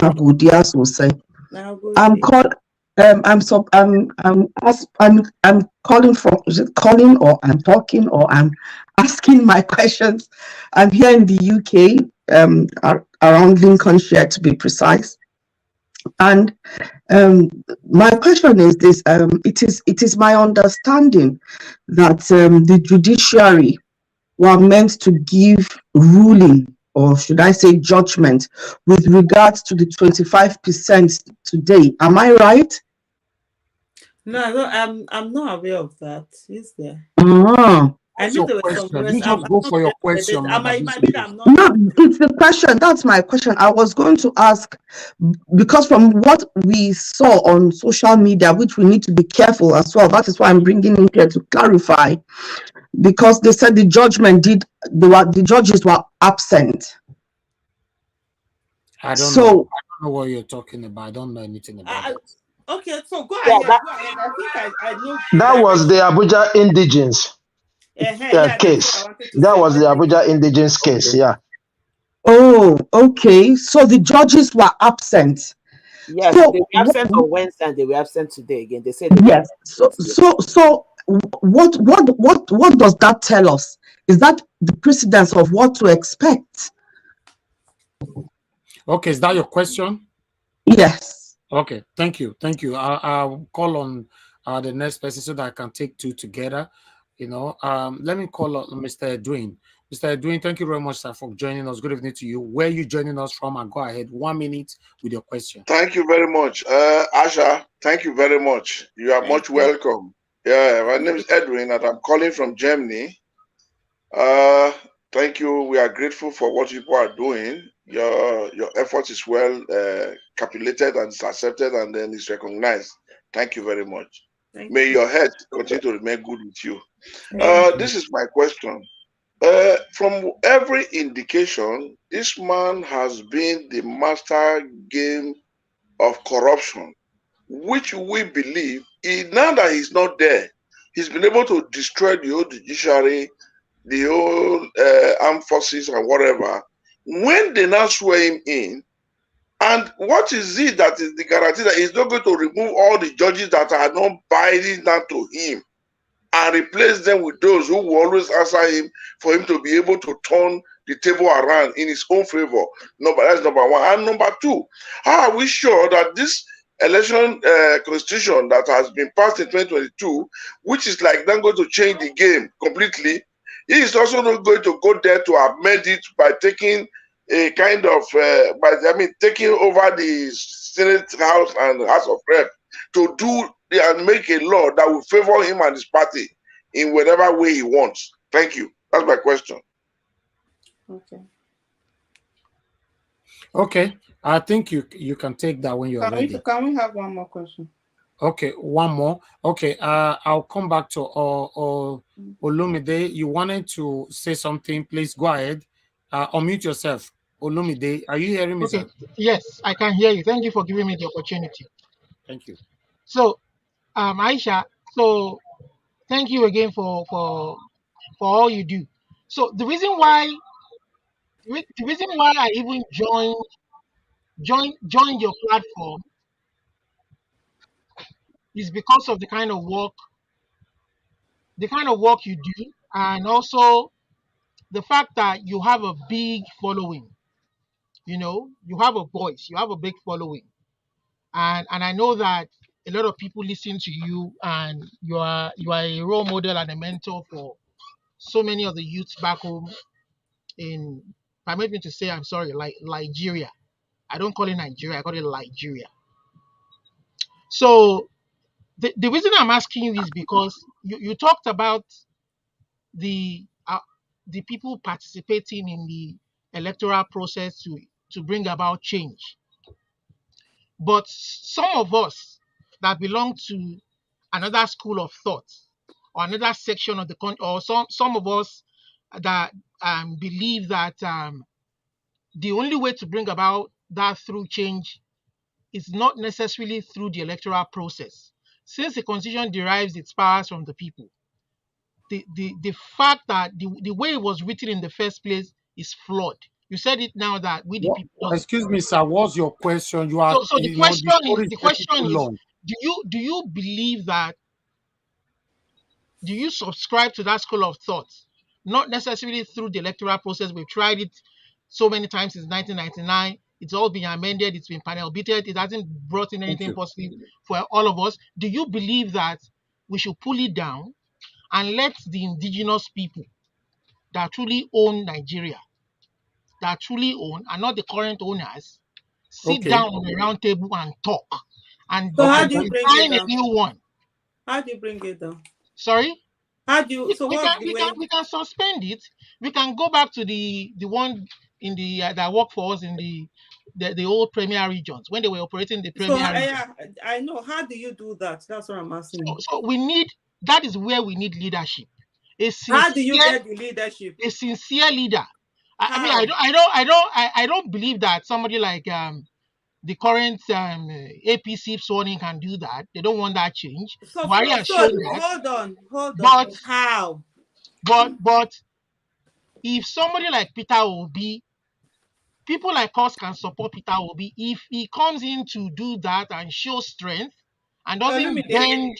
Olumide, hold on a bit. So one, Aisha, hold on now, Olumide, hold on. You hold on now, hold on. Olumide, don't be agitated. We are having a conversation. See, I think for people who know me, there's nothing anybody says that gets at me. The only person that gets at me is me. So just calm down. Let's have a conversation. Sure. So let's please, our host, just take this. Pardon me a little bit on this. So you just said the electoral process should not be. We should bring down the country. And then, so the question I asked was how. You see, you've gone all around. You still come to the fact that it could be Peter Obi, right? So how? Is it not still through the electoral process? Yeah. So it could be him if he wins. I don't believe the APC people can do it. But what I'm saying is that is where it's going to lead me now to this one. I had asked you initially, what if Peter Obi does not get that mandate that we all believe was stolen? I didn't participate in the election. I never believed in it, but I could see clearly, everyone could see clearly that money was stolen. So if the courts don't restore that mandate, that is why I asked, what is the next line of action? No, that's not what you are asking. No, initially, not now. That's why I asked initially. So I don't know whether you. So is this the second time you're asking a question? No, that was why I asked you that first question initially. Okay, so okay, I am hoping that energy that you have exhibited should be channeled towards the roots of our problem. Olumide, take responsibility. I will. Hold on. I will with you. Okay, now hold on now. Olumide, calm down. If you want me, we quarrel me. As if you like, I be a dog woman. Quarrel no, they had us. No. As we take here, so we drop all these things. So calm down, may we talk. You understand? So what I'm saying is that you take responsibility. First of all, you just said yourself you did not participate in the election, and then you are coming to say about mandate that was stolen. What's your business in it? You did not participate, and if everyone has stayed off. You understand? This is the thing that people keep making. I'm going to start from this last question, from Olumide's question to go up. A lot of people have come to say that, they don't think that the election is the way. There are different ways of achieving results, right? You come to say, you don't think election should be the way. We should separate Nigeria. I say, who will do the separation? It's the people you voted into office that will do the separation. Whether Nigeria is like Nigeria or Creamy Nigeria or for one Nigeria, is still Nigeria. And if you want to have it done, what we have right now, except if you're going to say everybody is going to be armed, let's take arms and begin to fight each other, which is never the way to go. You will still come back to that electoral process that you say it will not go. So what needs to happen is that... go ahead, Olumide. No. I think we need to move out of Olumide. I'm sorry. One final statement. No. That election should not have... Olumide, no. I don't want to continue with this conversation. I'm sorry. I don't want to continue. Please answer the other question, Aisha. Thank you. No, so me, I like to let everybody say. That's why I said to him. No. I don't want to being confrontational. So, but I will see, because there are quite a number of people, like he did say, people that listen. So I will round up on that question to say, On one hand, it's very easy. People are looking for who else will do the work for them. And I've seen a lot of people who have said to me, oh, you fighting for a good Nigeria is not the way to go. Let's dismantle Nigeria. I'm like, fine. Why don't you do it? And we are all here. If it's something that we want to join, let's join. There's no one way of getting a good Nigeria. There are different ways. And if those different ways, let people do it. But don't sit down and expect that somebody else will do it on your behalf. Because that's what we have a lot of people doing. Don't sit down. So you put in there and go and do it. If you didn't participate in the election, how are we even going to get a mandate if nobody had participated? And if more people had participated, they probably would have been, just like a Lagos State. They tried to rigged Lagos State, but they couldn't rig it to win, because it was an overwhelming win. But like the hosts have said, let's move on and not get derailed on the issues that it's not what we are discussing right now. 25% Abuja, I think, indigene case. I think that was where that's the case that the lady from UK was talking about, and she said that is that going to be a precedent? On a very serious note, or a very serious note, why is that court out there when there's already a case at the election tribunal? I don't understand. You know, we've gotten to a place whereby even though the judiciary itself has belittled itself, it's now one way where people are always like shopping for judgment and all of that. The case is already at the tribunal, right? Which is part of the this thing that some of the petitioners had made the grounds. And it's part of Peter Obi's grant. I'm not sure now whether it's part of PDP's grant. I've forgotten that. So why then are some people now coming out again to come and go to court and say this thing? So that's the one that was, there was really no ruling going on. And then some of the things also, I think one of the things that we all should be agitating from, and that's why for me, I always talk about the legislative arm of government, the power in it. Even if we want Nigeria to separate, if we want a referendum, it's the legislative arm of government that will give us. So it's called representative democracy. That's what we're doing. Because every one of us cannot come out and speak and have a voice on one thing. So basically, it is those that we vote for to represent us that will now go and speak on our behalf. So let's vote in people that we want them to represent either the agitations that we want, or to go in there and represent the things that we want for our own country. One of the things that is not in the Electoral Act that we need to have in the Electoral Act is that nobody, I don't know, even whether it's the Constitution, is that all election matters should be concluded before any swearing in. You see, this 180 days they gave and all of this after that is too much. We must ensure so that people are not getting into office with an illegitimate person being in office and being in control of the nation or the state when they are not supposed to be in that place. And so we must ensure that we should have a situation whereby as soon as somebody is voted in, before swearing in, all this thing must be concluded, so that whether the Supreme Court has given the final judgment and all of that, then we know that is done. So that's one on that whole issue. And then the second question now on the issue of whether Tinubu is a master planner. Such a joke. Tinubu does not know how to master plan nothing. All of you here are more master planners. The only place where Tinubu is master is when it comes to criminality and thuggery and violence and killing and maiming. And I'll tell you something.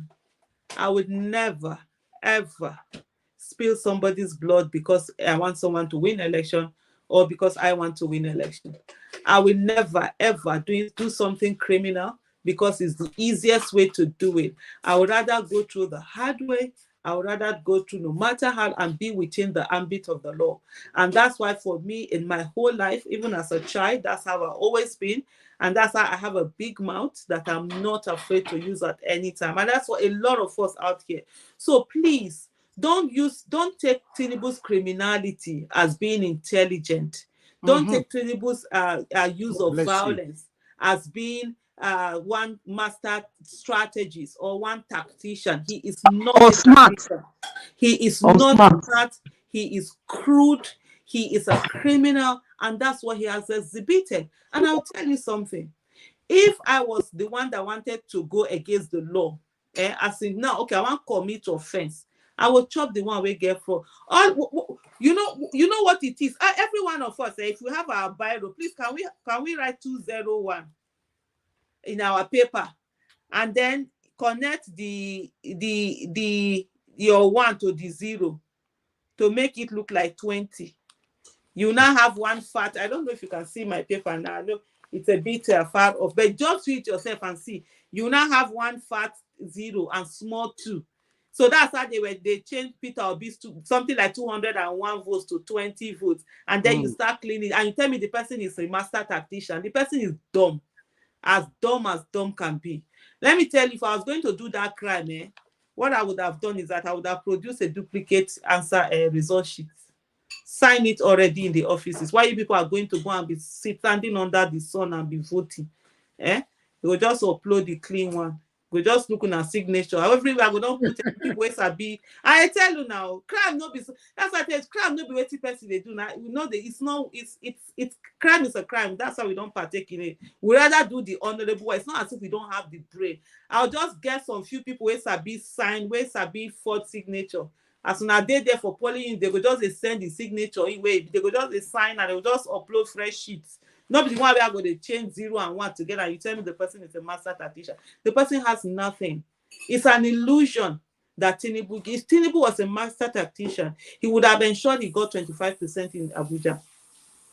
And so that issue of 25% will not even be there. Whether the judges, whatever way the judges go. If Tinubu was a master tactician, he would have ensured he won Lagos. He would have ensured he won Kano. He would have ensured he won Katsina. He would have ensured he won which place was it that they didn't win again? Not even Plateau. There was another place. Was it their chairman or something? Nasarawa. He didn't win Nasarawa. Exactly. So there's no tactician. It's an illusion. That's what people don't get. It's an illusion. You know, when you were in primary school, that person that used to beat you, you think this person get part. The day when you get liver fighter, you can't say you don't get anything. There's nothing there. So all of this thing trying to say he's a master, he has destroyed the army, one of the things as we are having this conversation that a lot of people have forgotten is that there's separation of power. The judiciary is an arm of government on its own. The executive have no control over the judiciary. Likewise, the legislative arm. It's corruption that has enabled some people for them to sell off of their rights, right? And so that's where we are coming in. My business, like I was on a space yesterday, and I said to them, I don't trust the judiciary. My business is not to trust you. Your business is not to trust them. Put searchlight on them. Be checking every job. Any of them will cough. Check whether the cough na dry cough or na wet cough. If they go toilet, go find out which they use water, been a tissue they use, been a boat they combine. If they waka had the waka, been a kuruke waka, been a normal waka, be they enter from where they not supposed to enter. Put the searchlight on them and ensure that they don't have any breathing space and they know that Nigerians are watching. This is not the normal petition tribunal that they normally have, electoral petition tribunal they normally have where people don't care. All this while, what we've had before is that people are not invested. Many people either don't vote or they've not participated in all. They just not, is it not the same people? So whatever happens. But this time, Nigerians are invested. And Nigeria, it's not Peter Obi that is waiting for his mandate. Nigerians are fighting, though every Nigerian that their result was changed is interested and invested, and that's what we must continuously understand and focus on. So don't go and be thinking that these people are powerful and they are not powerful. They don't have any power. They don't have any intelligence. And for the Nigerian youth, honestly, I'm so in awe of them.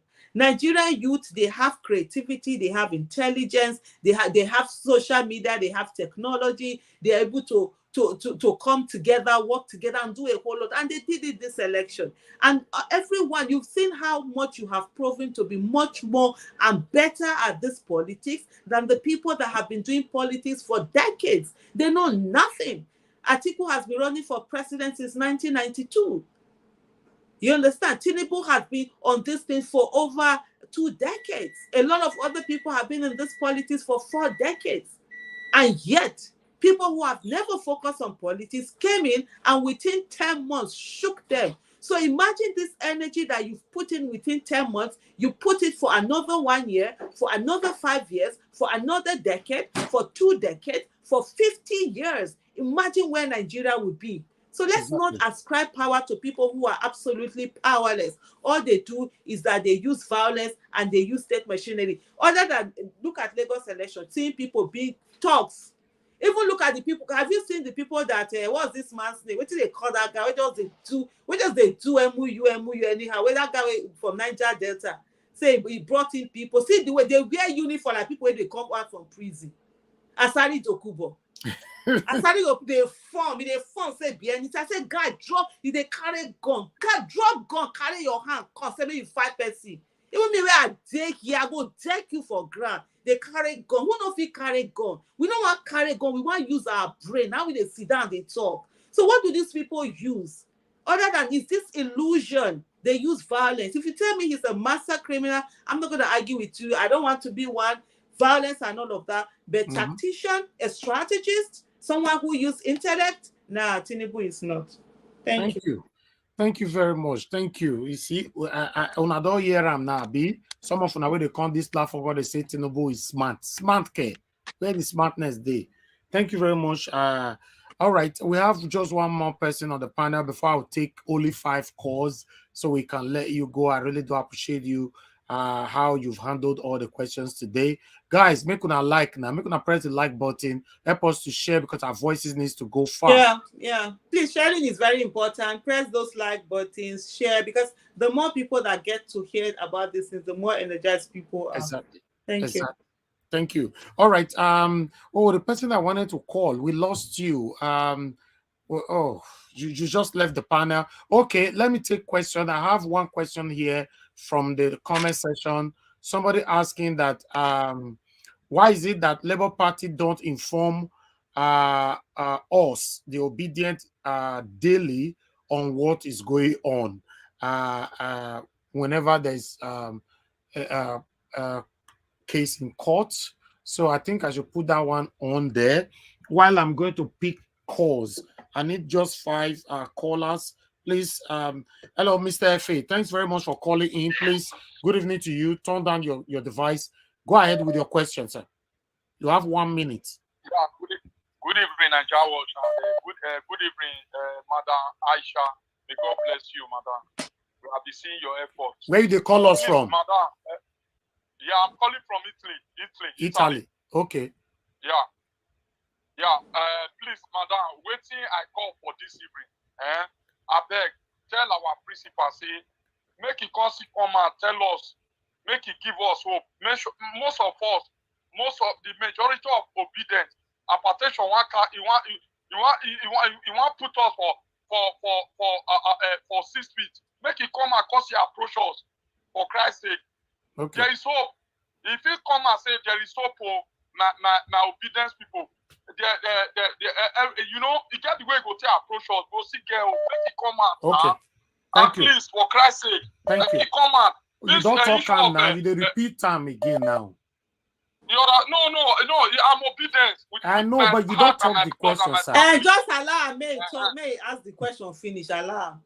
Okay, go ahead. Plus, they feel you. You understand? Make it come and come give up.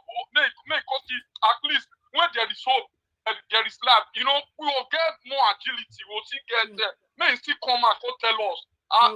At least you understand what I try to talk Naija watch. Okay. May still come and okay, thank you. Your 1 minute. Your 1 minute is off now. Okay, thank you. Thank you very much. Let me take another call. I think we should take more of the. Thank you very much, Mr. F.A. Thank you. All right, I have love of God is my strength.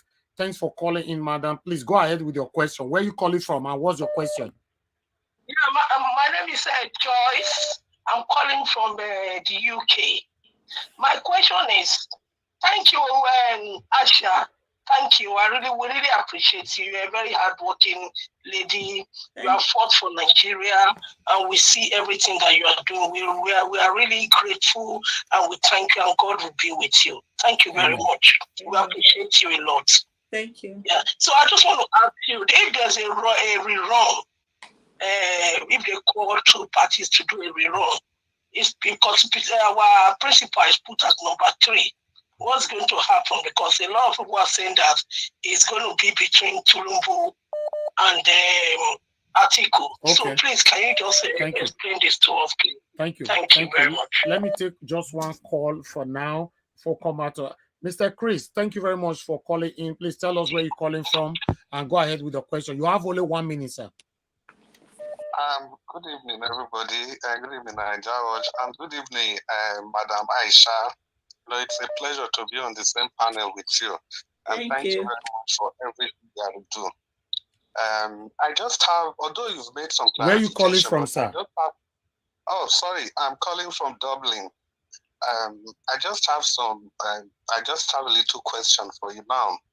If, for example, Tinubu is sworn in and he did exactly what Buhari did by coming up with a trump-up charge to either blackmail the Supreme Court judges or remove the Supreme Court judge. We know that you've already explained that he doesn't have that power, but in our very own eyes, Buhari did it. He used trump-up charges to remove Onorin. Can Tinubu not repeat the same thing? And secondly, we saw what happened in Imo State. We saw how Opuzodima, how they came with fictitious results and they swore him in. We saw what the Supreme Court did, that abracadabra. How are we going to make sure that we can forestall such occurrences occurring in this particular election? Thank you. Thank you very much. Thank you, sir. Thank you. Okay, I want you to take those 3 questions before I pick the last 2 callers. Okay. I was just trying to check the confusion for that. Okay, let me. Okay, go ahead. Let me come in here from the. There's the question on the. Okay, the question from the comment section, where he said Labour Party should be giving daily updates. I think I've had the Labour Party chairman on my program, and he did mention that it's something that they are working on. They are improving. But at the same time, also, we can't expect them to keep giving those daily updates. And there are certain things that you want to hear that it will not be said to you, because information is very important. There are certain things they are not going to say, even if saying them might make all of us feel happier. But those are things that we need to keep to their chest, because they are in the court, and you do know, and all of these things we have to. It's an open. This is an open forum. Anybody can come in, and you don't know who anybody is. So in places also they are open forum. So, but I do agree there should be a bit of that information and this thing. And even when he was asked that question, they did say they're going to be working on it. But one of the things also is the fact that we also have to understand that, like I said earlier, the Labour Party was like Kano Pillars that was enjoying its Nigerian league, and then all of a sudden they were taken to the Premier League or the Champions League. So you don't expect that they are easily going to fill the boots immediately. But there are quite a number of people who have taken it upon themselves to actually take on the proceedings in the court and break them down. One of the things that we were agitating for was actually a live streaming, which should have helped in putting transparency, because corruption actually thrives in an opaque environment. So when you have transparency, it doesn't really have room to thrive. But in that, nonetheless, never the case, the appeal court did say no to the live transmission, and right now they are even talking about denying people the opportunity to even go in with their phones. But the main thing we must also put in mind is that the agitation for live streaming shouldn't stop we must continue to do that. At least, even if the Court of Appeal refused to do that, there's a reason why they are not the final court of the land. They're not the final arbiter of the law. There's a Court of Supreme. And so we need to also begin to go to that Court of Supreme and letting it be known that we want this live streaming to continue with that. Mr. Efe, I totally feel you, my brother. I hear you and I understand what you talk. Maybe you don't hear me that time where I talk, say, on Sunday. I think is that so? Yeah, on Sunday, which is 28. That will be next tomorrow. Now, Peter Obi is going to come at 5 p.m. and going to have a conversation. And I think Naija Watch is part of the things that we'll look into. Let's have this thing streamed all on board and see how people will get to hear those voices. So please. Let's after this thing, let's talk to Duda and see how many more people will bring in it for it to be streamed. It's going to be on Spaces, and we're going to have that Zoom and also on YouTube and also that. So let's have different platforms streaming all of this so that more people will be able to hear him. And it's going to come. It's just like you did say, that encouragement is very needed. People need to see PO. He's not called Okute for nothing. He's really, and it's no longer Okute Ndigbo. It's now Okute Nigeria. And so that's the way it is. And every one of us, we need to see that just that hope that he exhibits, that solidness, that tenacity, that staying on track. I think every one of us need to be seeing that. There are some of us who, virtue of the fact that we are in close communication, we do get to see that. So I totally agree with you, Mr. Efe. Bros supposed come out now, can't tell people, say wait till the Apple, can't give people hope, can't charge people, can't let us know. May we day. People say I be a woman. People say only saw herself or make me. Say the person where you all go reach, they too talk. Now they talk with 90 thing where they happen with Peter Obi. What he say he does it because go to talk because say this is it. Let us see how they are going to get themselves out of the place that they are at. I think there was something that I had wanted to let me see, May 28th. Okay, see. There was something that I wanted to add earlier. I think I didn't add that, which is to say on this whole issue of Tinubu's power, is to say, why was he not able to get Osun State a governor? I think it was Osun State for them to win that Supreme Court case. So it's just all of these things has to do with the way we attribute our power to some people. Joyce from UK says if there's a rerun, and so that was the thing that I was trying to check the Constitution and get that particular place where they talk about a rerun. A rerun has to do, with, apart from the person that gets the highest number of votes or something like that, the other one has to do with spread. And one of the things that we almost realize is that in this whole case, Tinubu is not the only culprit.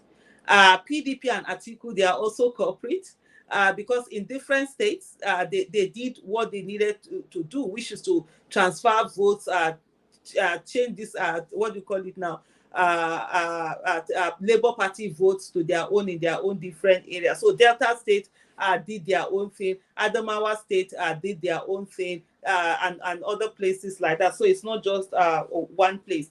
But one of the things that while we are at the court and that rerun, so while we are waiting for that court, is that there's something about the highest number of votes. And what we are saying now is that Tinubu did not get the highest legal votes. Yes.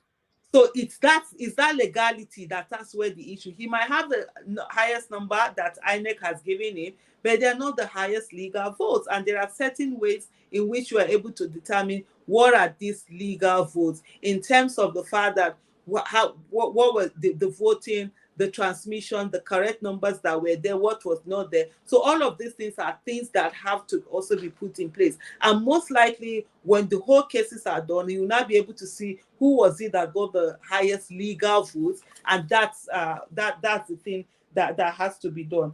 The other question, I think, was it the same person or was it another one that asked, can Tinubu not remove the CJ? And I think the last person who made that question. Yes, we did see Buhari would remove CJ, and there was some trumped up charges, and they used this thing within. There was a loop. There's a little bit of loop within the constitution, which was part of the things that he used. I think instead of sacking, they would just like retire you. No, not retire. What was it? Suspended or something like that. It's something that can be done. I've spoken about this thing earlier. That of course, even if it's something that it's brought in and done, but he can't change all the judges.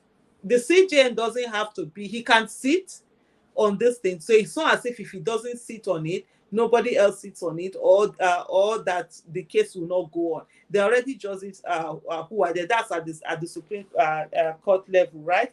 That's one. On the case of bringing in the Hope Uzodima's case and everything, I think one of the things that we seem not to also put into consideration, it's the ruling in the Osun State election, the Supreme Court ruling. So now the only way you're able to determine the number of votes and everything is by using what's that machine, not the card reader. What's it? Beavers. Beavers. Yes. So Beavers is now in the law.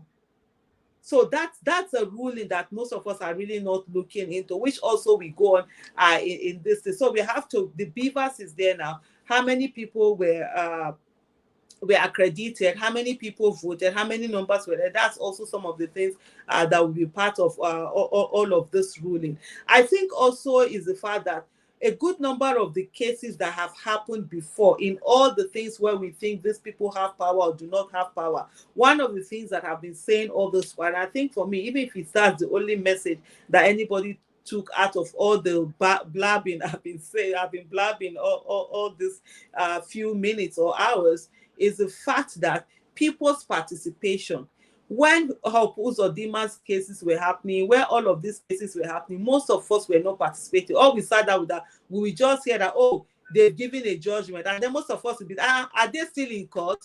We thought they finished though. But this is not the case right now. This is the judges now have to also contend with the people who are focused on the process that is happening.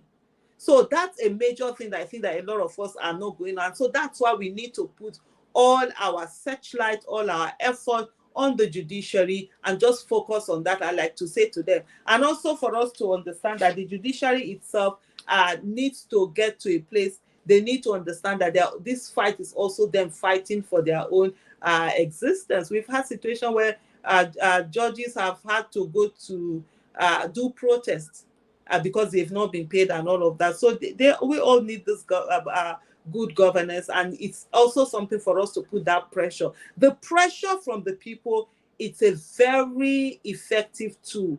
And I will tell you why the pressure of the people is where the real power is. The power is not in the hands of the people that are in office. The power is in the hands of the people. And one of the things, if I don't know if you have people back home, ask a number of our people back home, they've been receiving tests where the Tinubu's people are like sort of like more or less like begging people for acceptance, because they know without acceptance you really can't govern very well. The only way, because people give up their sovereignty to this thing because so that the government will give that protection, and if they refuse to give it to the government, then the government will not be legitimized. The only way there's a government has its legitimacy is actually from the people. And so that's something that every one of us, we are not really putting that focus on, that the fact that people are participating is enough to shift the whole process. I can tell you before now, many people thought Peter Obi cannot win up to 3 states. A lot of, even the people that were running, that were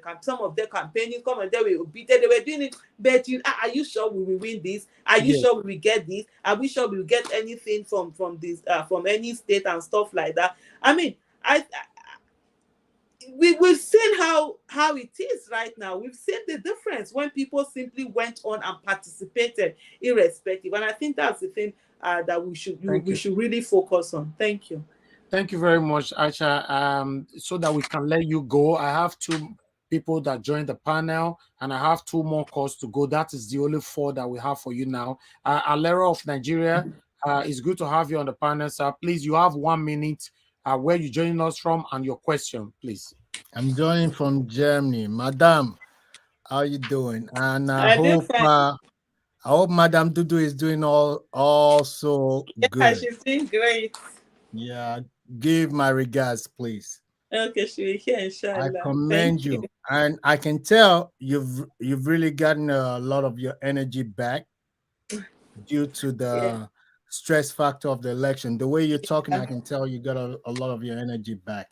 Yes. And I Thank you. really do commend you for all the sacrifices you made. And I want to talk to What's your question? Nigerians, people that want comfort. What's your They want question? to be comforted with words. Question. Yeah, he He might doesn't have have to like pay a a question. statement or Give me the comment. minute, please. It's for us as a nation, if you don't mind. And the sacrifices, I'm thankful that you brought her here today.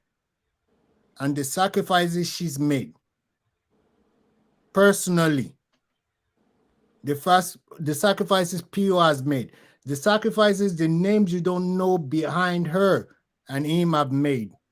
Nigerians should be ready to make that same sacrifice. People are sacrifices their time, their life, their security to make this nation come forward. How do we move forward? Nigerians should stand up for their rights. PO advised us, let's go through the legal means, and we're going to do that. But at the end of the day, whatever it might be, every single one of us should be ready to sacrifice whatever it's needed. Okay, sir. I commend you, madam. I don't have no question. I know you perfect. Okay. Naija was my brother. I love you. Thank you for the platform. Thank you. All of you, God bless. Allah bless you, Madam, I'm on standby. You know me. Anytime, anywhere. Thank No you so shaking. much. One love. Peace. Thank you. No Oga shaking. Alaro of Nigeria. Thank you, sir. Okay. Good evening to you, sir. Mr. Louis Okonkwo. It's good to have you on the panel. Please unmute yourself if you can hear me and pass your question, sir.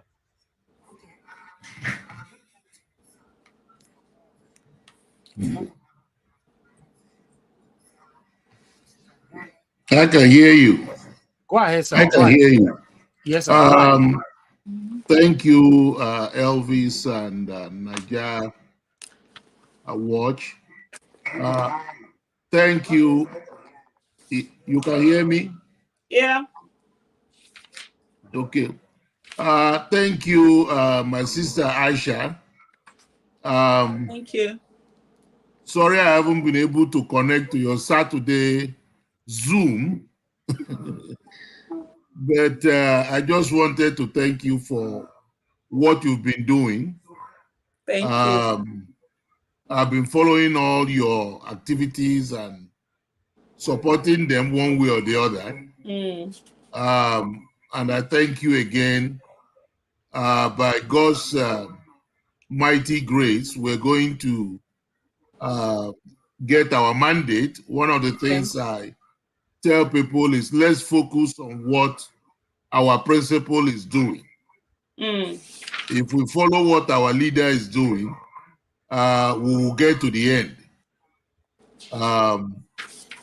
Let's just keep hope alive. We cannot lose hope just because what is happening. We have to have hope. And we have to have faith to be able to get whatever we want. Nigeria is a great nation that God has blessed immensely. But the problem is we have some people that are being used to destroy that nation. But they're not going to do it. They're not going to do it. They don't have the power to do it. All the things we're going through now are all temporary. Okay. They are all temporary. So I just thank you for everything. Thank you. And we hope to see at the celebration floor. Thank you very much. Thank you. Thank you, sir. Mr. Louis Okonkwo, God bless you.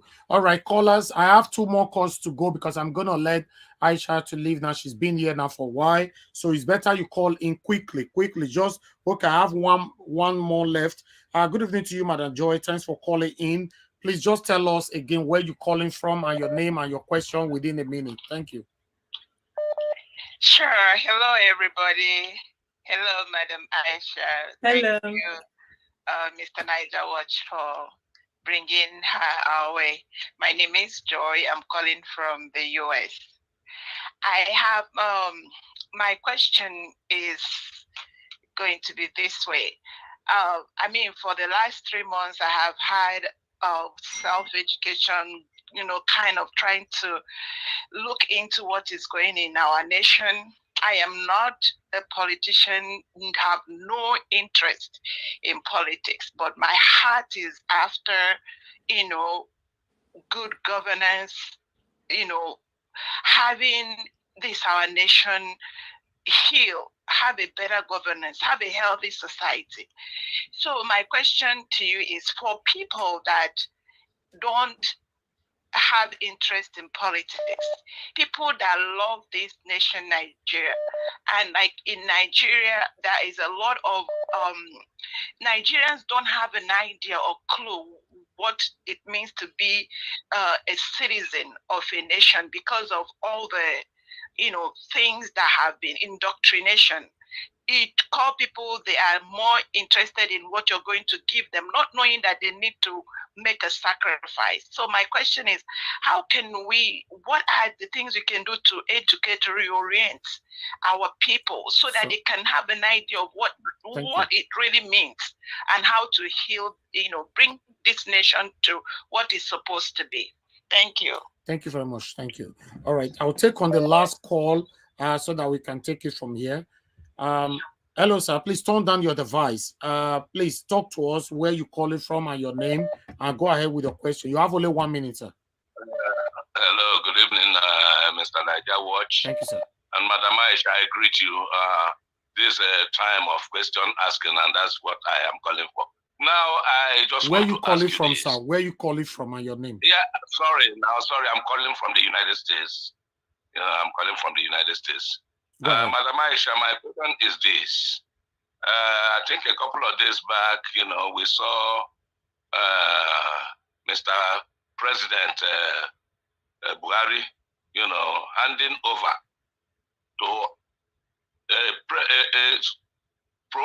assumed president that has not been sworn in. I want to know, is this a norm? Or if it's not a norm, what is supposed to be the reality? And if that be, having been handed over to, now on Monday they're expecting to swear him in. What do we do? Secondly, I want to ask, do you have an idea why this hatred about Igbos when it comes generally to politics and then coming to the center? Thank you. Thank you very much. Thank you, and God bless us. All right. Yes, my people, that is it right now. This is the last question for today. Guys, press on the like button and share, because currently we have 2,100 watching us across, and the likes, I thank every one of you that have already pressed the like button, but I think it's still not good enough, because we should be staggering at least in a minimum of 1,000 or 1,200 likes. But currently we have 775. But you to press on the like button for our voices to go far. You know what that means? It means that the video can be recommended by YouTube if you press more likes. God bless every one of you right there. All right. Aisha, the last 2 questions for you, so we can let you go. Thank you. Okay. Thank you so much, everyone. So I will start with the lady. I will still go back to the other one, Oga Aloro from Germany. I'll use that as my closing remark. So the lady that called in is just to say to every one of us that we are all politicians. You understand? I think a lot of people, I don't do politics. We're all politicians. Being on this show, to decide to be on this show or not be on this show, is politics. Me deciding whether I'm going to wear a purple hijab or pick a black hijab or a brown one or a pink one, it's all politics. Everything about life is politics. Man is a political animal. The only thing is that you might not be partisan politician. You might not be in partisan politics. So that's the difference. So the one that decides, let me go and be a member of a party, and so that's partisanship. And so let's have that this. And you're very right. A lot of people do not understand what it is to be an active citizen. A lot of people do not understand the relationship between governance and their lives. And I always say that democracy without education is a disaster. So where we have the literacy level is very low. You have people who don't even understand what voting is all about. A professor of politics that know what voting is all about, uh, knows what his competence, character, capacity can gauge, we go and vote. And somebody who knows nothing, has never been to school, not anything, we cancel that vote because it's one man, one vote, one woman, one vote. And so that's the way it is. But then we have to do that educating. We might not have the luxury to say, okay, we're going to put people through school, through the 16 years of primary and secondary school education for them to be able to understand. But we can begin to talk to people. We can begin to enlighten them. We can begin to create awareness for people to understand that, look, there's a relationship between governance and your lives, and the way we'll do it, we must not do it in a condescending manner where we think that we are better than those people. The education that we have is not for us alone. It's also for millions of other people who did not have the opportunity to be educated. So we must sit them down and break it down for them in every way you find ourselves. I say to people, every one of us, we have our circle of influence. We have people who are dependent on us, people who look up to us, people we meet. The person you are buying something from, if you're in Nigeria, the person you are buying ugu from, the person you're buying suya from, the cobbler who is doing your shoe. Talk to them about politics. Let them know the relationship between governance and their lives. Example, I always use the example of, for example, a woman who is selling ice fish, who has sold ice fish all her life. Actually, she has sent her children to school. They've been able to get some degree, but they don't have jobs. And she's being told that it's village people that are sitting on the destiny of her children, or his principalities and powers, his witches and all of that. You can let her know that, look, it is about government. The economy is contracting. The economy is not expanding. So there are no jobs. More jobs are being lost. Companies are folding up. And so there are more people in the labor market. In that way, it becomes more difficult for your child to get that job. And that it's not normal. That's government is supposed to be providing job. We have a country where poverty has been weaponized, illiteracy has been weaponized, religion has been weaponized, and so people are being held down because you have these religious rulers like religious rulers working with the political rulers, like Dele Farotimi would say. They work hand in hand to be able to keep the people subdued. So those in politics, those the corrupt politicians we have, they want those religious people to tell the people that, look, don't hold government accountable. If you are a Christian, they will say, go and get your own miracle. And then if you have, pray, sow your seed, pay the tithes, and you get that money. If you are a Muslim, they will tell you, protest is haram. Don't look at government. You are not supposed to enjoy in this world. When you go to heaven, you go to enjoy. So that's how they keep the people suppressed, and people are not educated enough, and they whip up all of the sentiments that they want to whip up. And so we must play that gap. Another thing also is that we are also enablers, and I see this platform. There are a lot of Nigerians in diaspora. I said it when I was in Chicago last Saturday. I said the biggest mumus that we have, honestly, are Nigerians in diaspora, and I'm saying that without any apology. MU. I saying you people send so much money to Nigeria, but you contribute to 3 to 4% of the GDP of Nigeria, yet you have zero political power. Who does that? The reason why Nigeria has not gone down the way it would have gone down is because of the monies you guys sent back. Over $30-something billion came in from Nigerians in diaspora. Yes. And yet you can't vote. If you have to vote, you'll be spending money to come vote. This is the time you need to ensure. CBN the other time was telling you people that, oh, if you bring one this thing, they will give you so amount, because they know they need your money. They can't collect your money and not do this thing. You're always over there. You're always working. I've been here. I came to Washington, D.C. March 4th, because my fellowship is from March 4th to July 31st. And I can tell you, anytime my husband will be talking like, oh, there are holidays. Nigeria has had that many holidays. I've not had any holiday here. Salah, there was no holiday. Easter, no Good Friday, no nothing. You people are working like Jackie. And then you sit down, from home, we'll be calling you people to send us money. You'll be sending us money anyhow. You must begin to ask for something for that money. You understand? You want to play God and play government. Government will not give you anything without asking for your vote. Even God asks for your loyalty. God asks us to be loyal to him. And then you are just doing these things without doing it. So people will not understand. So a lot of people, because we play government in their lives, and these Nigerians in diaspora, the middle class, there's a lot of burden that we carry. Everybody is depending on you to pay their children's school fees, to pay their hospital bills, to send them money for food. I'll tell you something. There's somebody that honestly all the time is someone that I think I've known him for like since 1999. Do the math. So that's like since 1998, 25 years ago. And you're always carrying, you always helping one thing or the other. Just this last election, I'm like, oh, have you gotten your PVC? No, I'm not going to get my PVC. Those people now there, now say, now there, no. But every time they tell me, say, oh, they're hungry, you need this money, I'm going to send money to you. Honestly, since that time, the guy, they can't no answer him, because I can't keep enabling your bad behavior, because that's what we do. That's the reason why most of these people don't understand. Oh, we want now.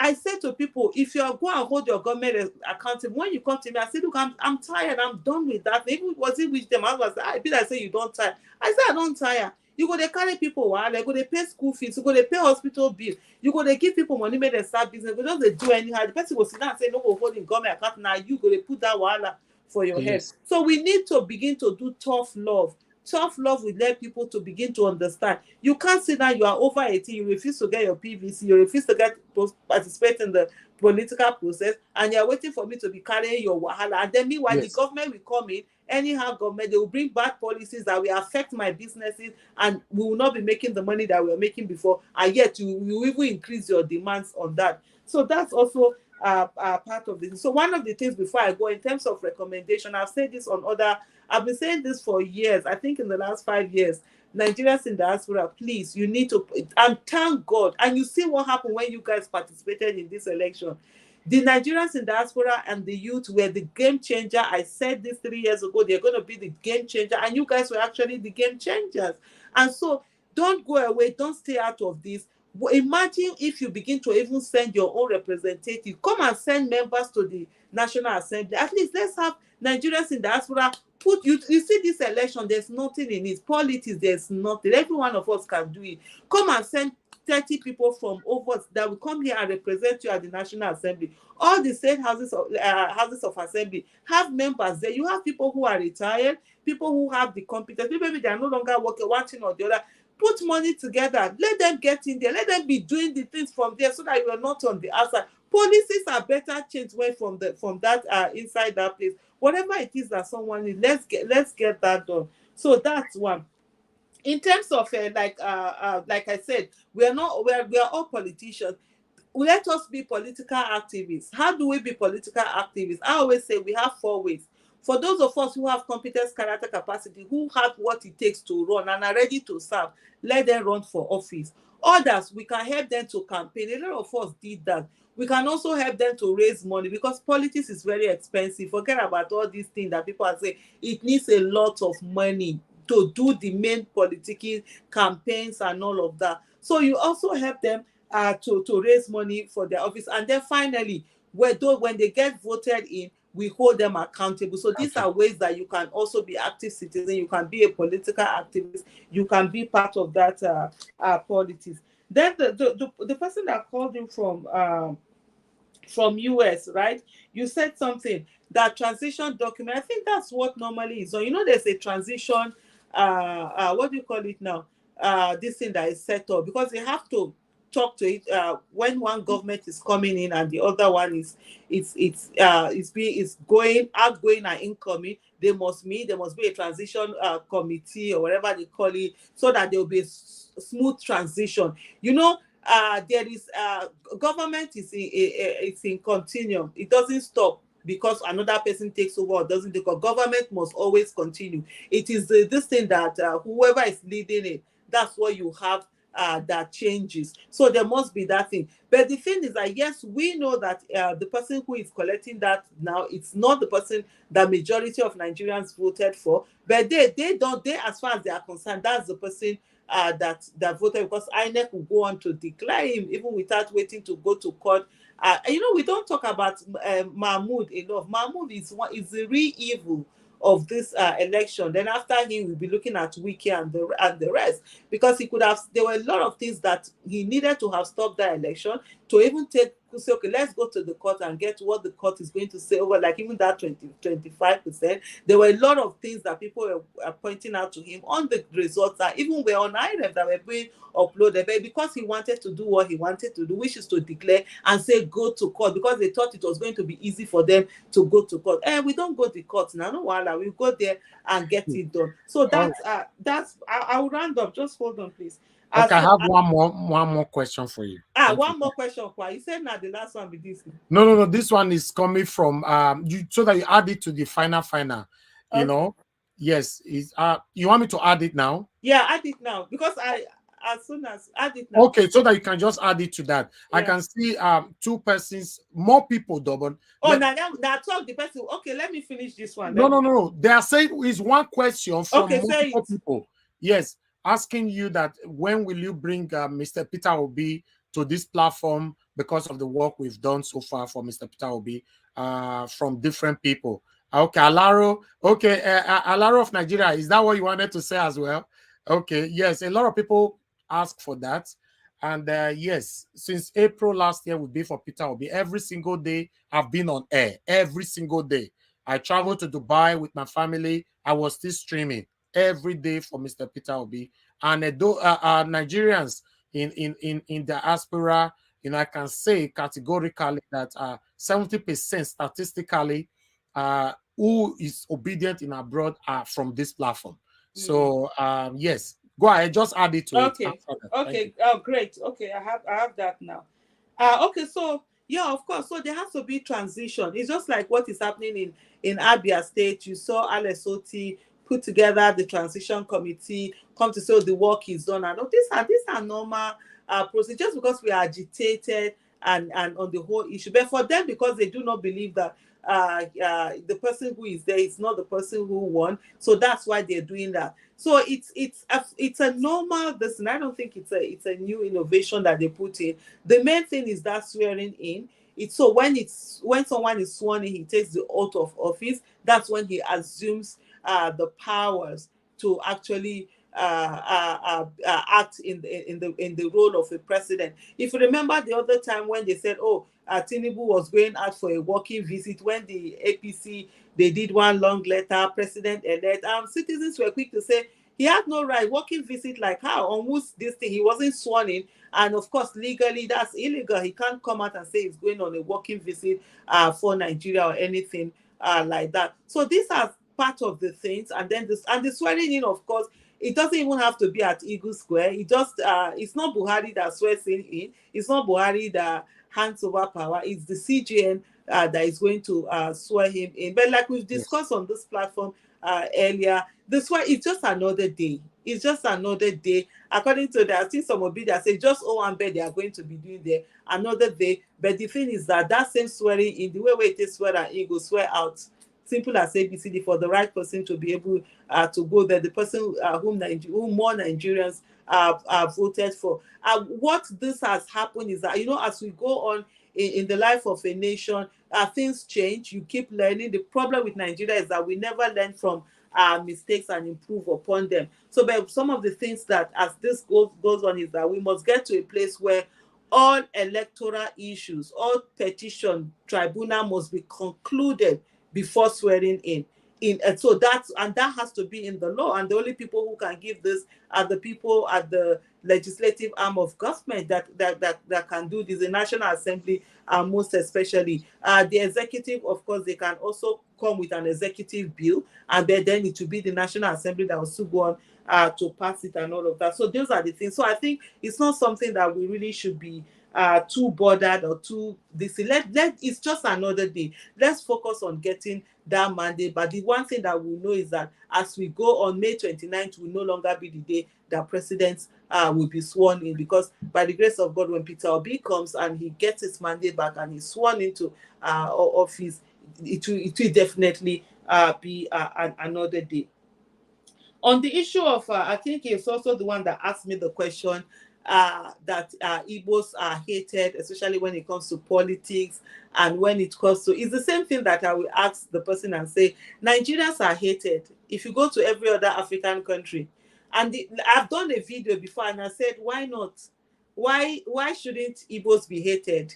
And I prefer hate than somebody to hate me than to love me, because when they are hating you, it means that you are popular. It means you are achieving, you're great, you're doing well. So that's the thing. And in that video, I said something. I said, look, I'm an Edo woman. And if any of you want to know anything, if there's anyone who is not married, or you have someone, just tell if you are not Edo, tell your parents that you want to marry an Edo woman. You will see how they will shout. They will tell you, say, Edo woman, carry Edo woman, God forbid. The Edo women that are this, they are loud, they are this, they know they take anyhow. It's a normal thing. When you are audacious, people are angry at you. And like I said, if you go to other African countries, they hate Nigerians. Why? Because we are achievers, we are audacious, we are in your face, we don't back down, we stand where they fear, we know they fear, we put our mouth. So it's the same thing. So yes. And I always say, it's not the Igbo, it's not Igbo that is hated, it's the sources and the wealth. Simple, and it's simple as it's a normal human being kind of a thing. So you see, for example, in everywhere that you go to, even in my village, where I see like my village, nothing there, and nobody, you really can't make anything there. But an Igbo person will come and he will actually be successful.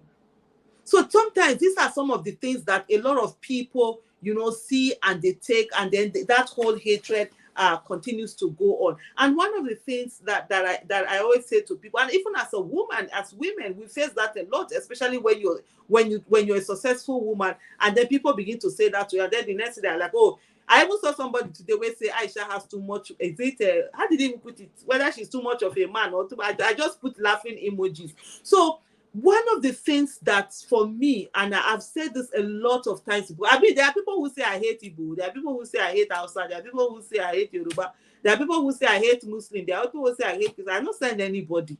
My own, I always say to people, I'm not on anybody's side. That's why I'm quick to tell somebody, don't like me. Because if you do anyhow, I'm not going to support you just because I know you. So for me, I always say, I try to be on the side of truth. I know they even support myself. So where truth is, that way I try to pitch. I think for me, it's not about for Igbos to say, oh, to focus on whether they are loved or they are not loved. The end is that they must be respected. It's as simple as ABCD. And that respect must be unconditional and must be given as is given to everyone. No region, I've said it before and I'm going to repeat it here again, that no region is more region than any region. Where you now begin to see that somebody has said, oh, the Igbos should play politics. What? Let me tell you something. PDP, there's no region, and I dare anybody to go and verify. Let me use Peter Obi's words. There is no region that was loyal to PDP the way the Southeast was loyal to PDP. PDP brought Obasanjo, Southeast voted. They brought Yaradua, Southeast voted. They brought Jonathan. Who was it they brought again after Jonathan? Atiku, right? They voted. Yet people will have the audacity to say to them, oh, go and sit down and wait for your turn. You don't have to do politics. What was that? And then it came to the turn. PDP had Peter Obi. If they had made him their candidate, a lot of people would have voted. People who don't do politics would have gone in there. PDP is running today, helter-skelter, blaming everybody, but refusing to blame themselves because they sat down out of greed. They were giving it to somebody that Nigerians weren't interested in. 11 million, they go carry the 11 million votes the way they say they have on lockdown now. So that's, and then all of a sudden, you now have someone who is coming out and saying he's running for office, and then people all of a sudden, everyone is saying, oh, Igbos are tribal, Igbos are this. Where did that come out from? Oh, when the Igbos were voting or Obasanjo, they were not tribal? When they were voting for Yar'Adua, they were not tribal? Exactly. When they were voting for GEJ, they were not tribal? Now, oh, because Peter Obi came, and they did not vote for Peter Obi because he's one of them. They voted for Peter Obi because he's competent. And I'm telling you, if on 2023 election, this person, what's his name, Rocha Sokorocha was the one running, they will not vote for him.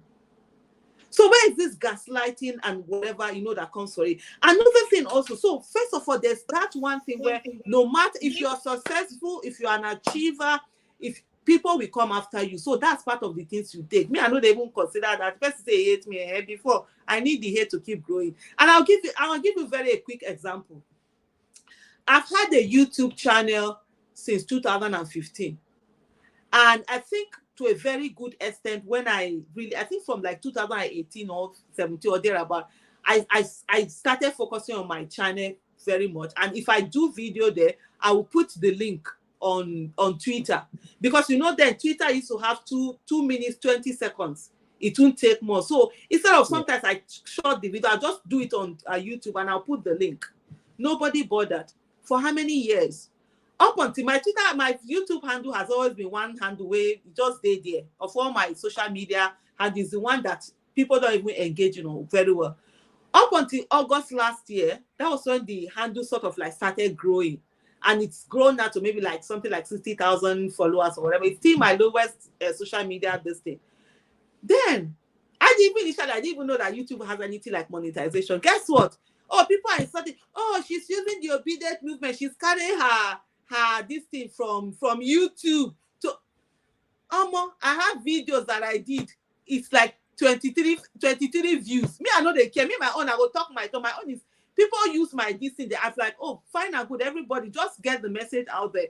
But you see what I'm trying to say to you, the moment it became like a little bit successful, now everybody is insulting me. I get all of that. Oh, she's thinking she's trying to make money. I'm like, by the way, me, I sell houses. So I even have one that's in the market right now. It's 250 million, two bedroom, two bed. Sorry, I did take your this in do market. No, that's fine. 2 bedroom, 6 flats, two bedroom at Mbora in Abuja. There's some other ones we even started building.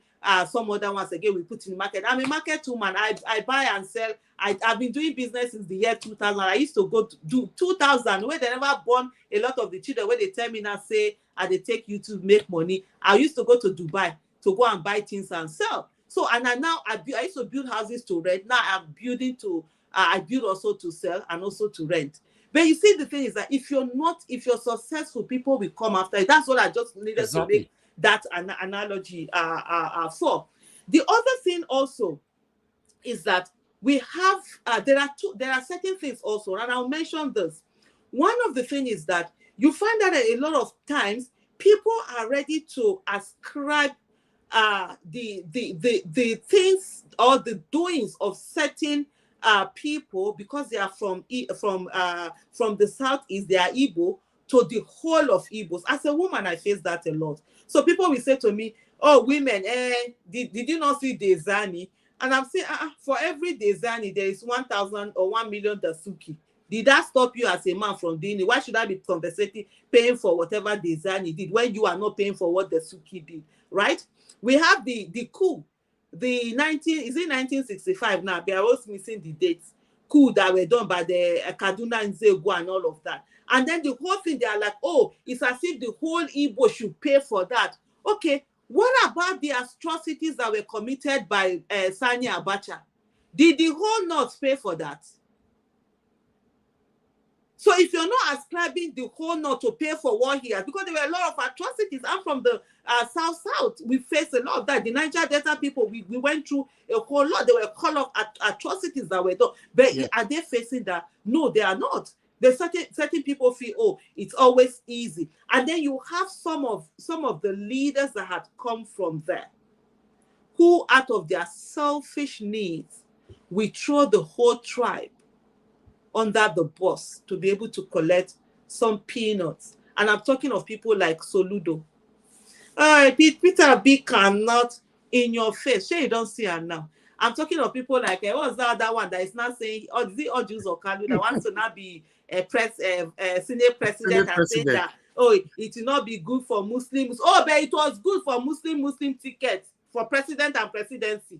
Oh, now because it's your turn to, now you feel it's your turn. You to get Senate president, you are not telling us that religion and all of that. So I think it's all of these things. For me, I think what is most important is for people, don't allow the disrespect. There's something I've said before, and I'm going to repeat it here. There is no one region that can give you the presidency of Nigeria.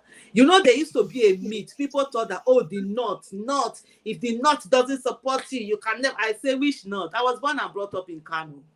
I speak Hausa like a native. Which North? There's no one North. It was in those days they used to have one North. The middle belt no be North. You will see they play two, they don't consider themselves. So it's a whole lot of everyone understanding that every region is important and no one region is more important than any other region, and nobody should compensate for anybody. Nobody should be asking for, don't ask for love. Get the respect that you deserve. And of course, what is most important, Igbos are very successful. They are audacious. They are achievers. Wherever, even where there's nothing, they are able to achieve something out of it. And you now want get love again. You know, too much. Me wanna leave the love part of them now. Me, if there's any love I love, please when I collect the love, give me the success and the audacity and all of that. So the Okonkwo spirit is something that is very strong, that a lot of people are not able to understand. And the only thing that you can do, for me, I say to every Igbo person, is the fact that keep shining. And if you are nice enough, give them sunglasses so that they can shade themselves. Otherwise, blind them.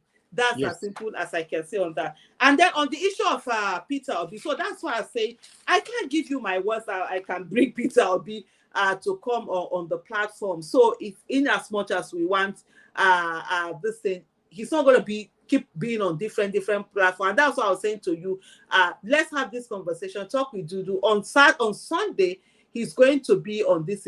Let's stream it in such a way that we will be able to be on all the platforms, and also questions can be asked. But if there's any time that he needs to, after this one, I know it might take a while before he does something like this again. Of course, I would definitely recommend us. Okay, there are a lot of people here who want to listen to him on that other but I don't have the power to be able to bring it there. But definitely, I can recommend. But on this one, we can always. It's just about getting him out there to get that message out there. And then finally, I will close this conversation on the Oga from Germany, where he talks about that Nigerians must sacrifice. And I think this is what everything is all about. It's about sacrifice. Nothing good comes easy. Life is always about going on and never giving up. There is delayed gratification. There's instant gratification. Unfortunately, we are always used to instant gratification. We want things to happen as we day here. So sometimes life isn't like that. Sometimes it throws you curveballs. You must be able to roll with it and be able to go on. And I think that's where every one of us must be at. This case is a long haul. There are times where your beliefs will be shaken. There are times where you'll be angry. There are times where you will cry. I always say, allow your emotions to be. I'm one person who my inside always match my outside. If I'm happy, you see it in my face. If I'm sad, you see it. If I have to cry, tears no, they hurt me. As I did here, and there's something that will make me cry. I'll cry. After I cry, finish, I'll clean my eyes and I'll go on. We keep fighting. But what is most important is that we must remember to always stand and fight. Like I said to some people yesterday, I said, look, giving up on Nigeria is not an option. Even if you give up on Nigeria, Nigeria has a way of coming after you. It's just losing weight. I'm always adding weight and losing weight. Sometimes I'll say, I won't go to the gym again. I'm tired of this, that I eat anyhow. After I don't eat anyhow, finish, I go fat. By force, I will still go that gym. I'll still begin to do that same, eating healthy and whatever. So it's almost like that. You can't just give up and you just have to keep going. One of the things that, for me personally, I always say that no matter what Nigeria throws at me, I will never give up on Nigeria. Because one of the things also you have to understand, as you're standing for Nigeria, as you're fighting for Nigeria, people will attack you, people will insult you, people will accuse you of all sorts of things. They will come after you because a lot of people are used to the abusive relationship. They don't understand that they are supposed to have a good life. And so when they see anything different, they think, oh, why are you waiting to be your own man? Say you too do. Now you get mad. Why are you speaking on this issue? But I will end here by saying that to me personally, no matter what Nigeria throws at me, I will not give up on Nigeria by the grace of God. I will fight for Nigeria the way I wish other people had fought for me before I was born into Nigeria. Because if they had done that fight, I wouldn't be doing the fight. And I would not want to give my children the fight that I ought to fight. I want to put them where they'll be proud of their country, where the child of nobody can become somebody without knowing anybody. Thank you so much, everyone. Thank you very much, Aisha. I really do appreciate it. I don't know why people don't get bored listening to you, though. I don't know. Because that's one of my strengths. But you see, me, I can talk for Africa. I can talk for 12 hours without drinking water. But guess what? All this thing where I talk, if you tell me to write it, I will not be doing So everybody can I at least say hello to Aisha, please? Sir? Okay, you have 10 seconds because she needs to go. Just appreciate her. No question, please. No question. All I want to do is to say thank you. You're a juggernaut. You're an African juggernaut. And God will bless you. We appreciate everything you've been doing. You are somewhere in the United States. We're in California. There's a few of us. We want to host you if you ever come out here, even for the weekend. Let's take you to Disneyland or something. Okay. I just want to thank you for everything you've been doing. Say hello to your boss, Mr. Obi. Tell him that so much. Elvis. I am Obi's boss, so it's not my boss.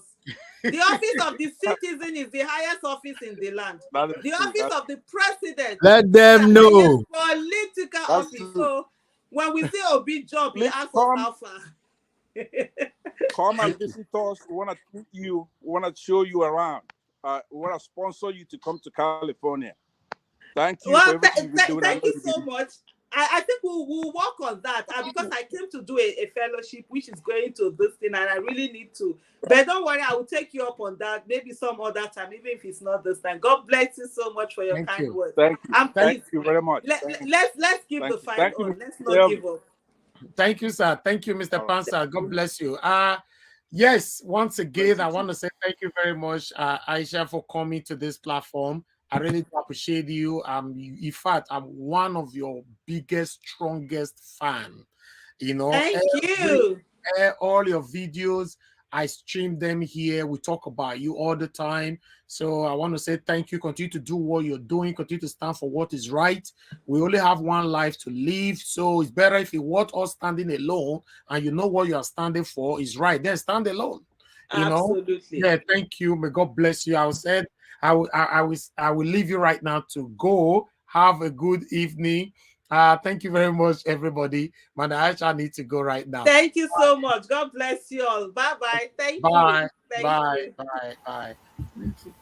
All right. Wow, that was long. To be honest, I know if you can understand Madam Aisha and Kenneth Okoko, I don't know who can stay longer past.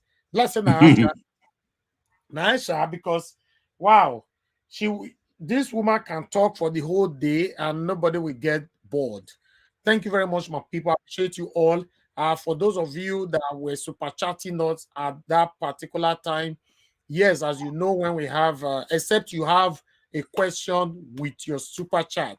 Yes, if there's no question attached to your super chat, You know, when we have a guest, you know, I don't really want to distract them out of what they are telling us or the questions they are taking.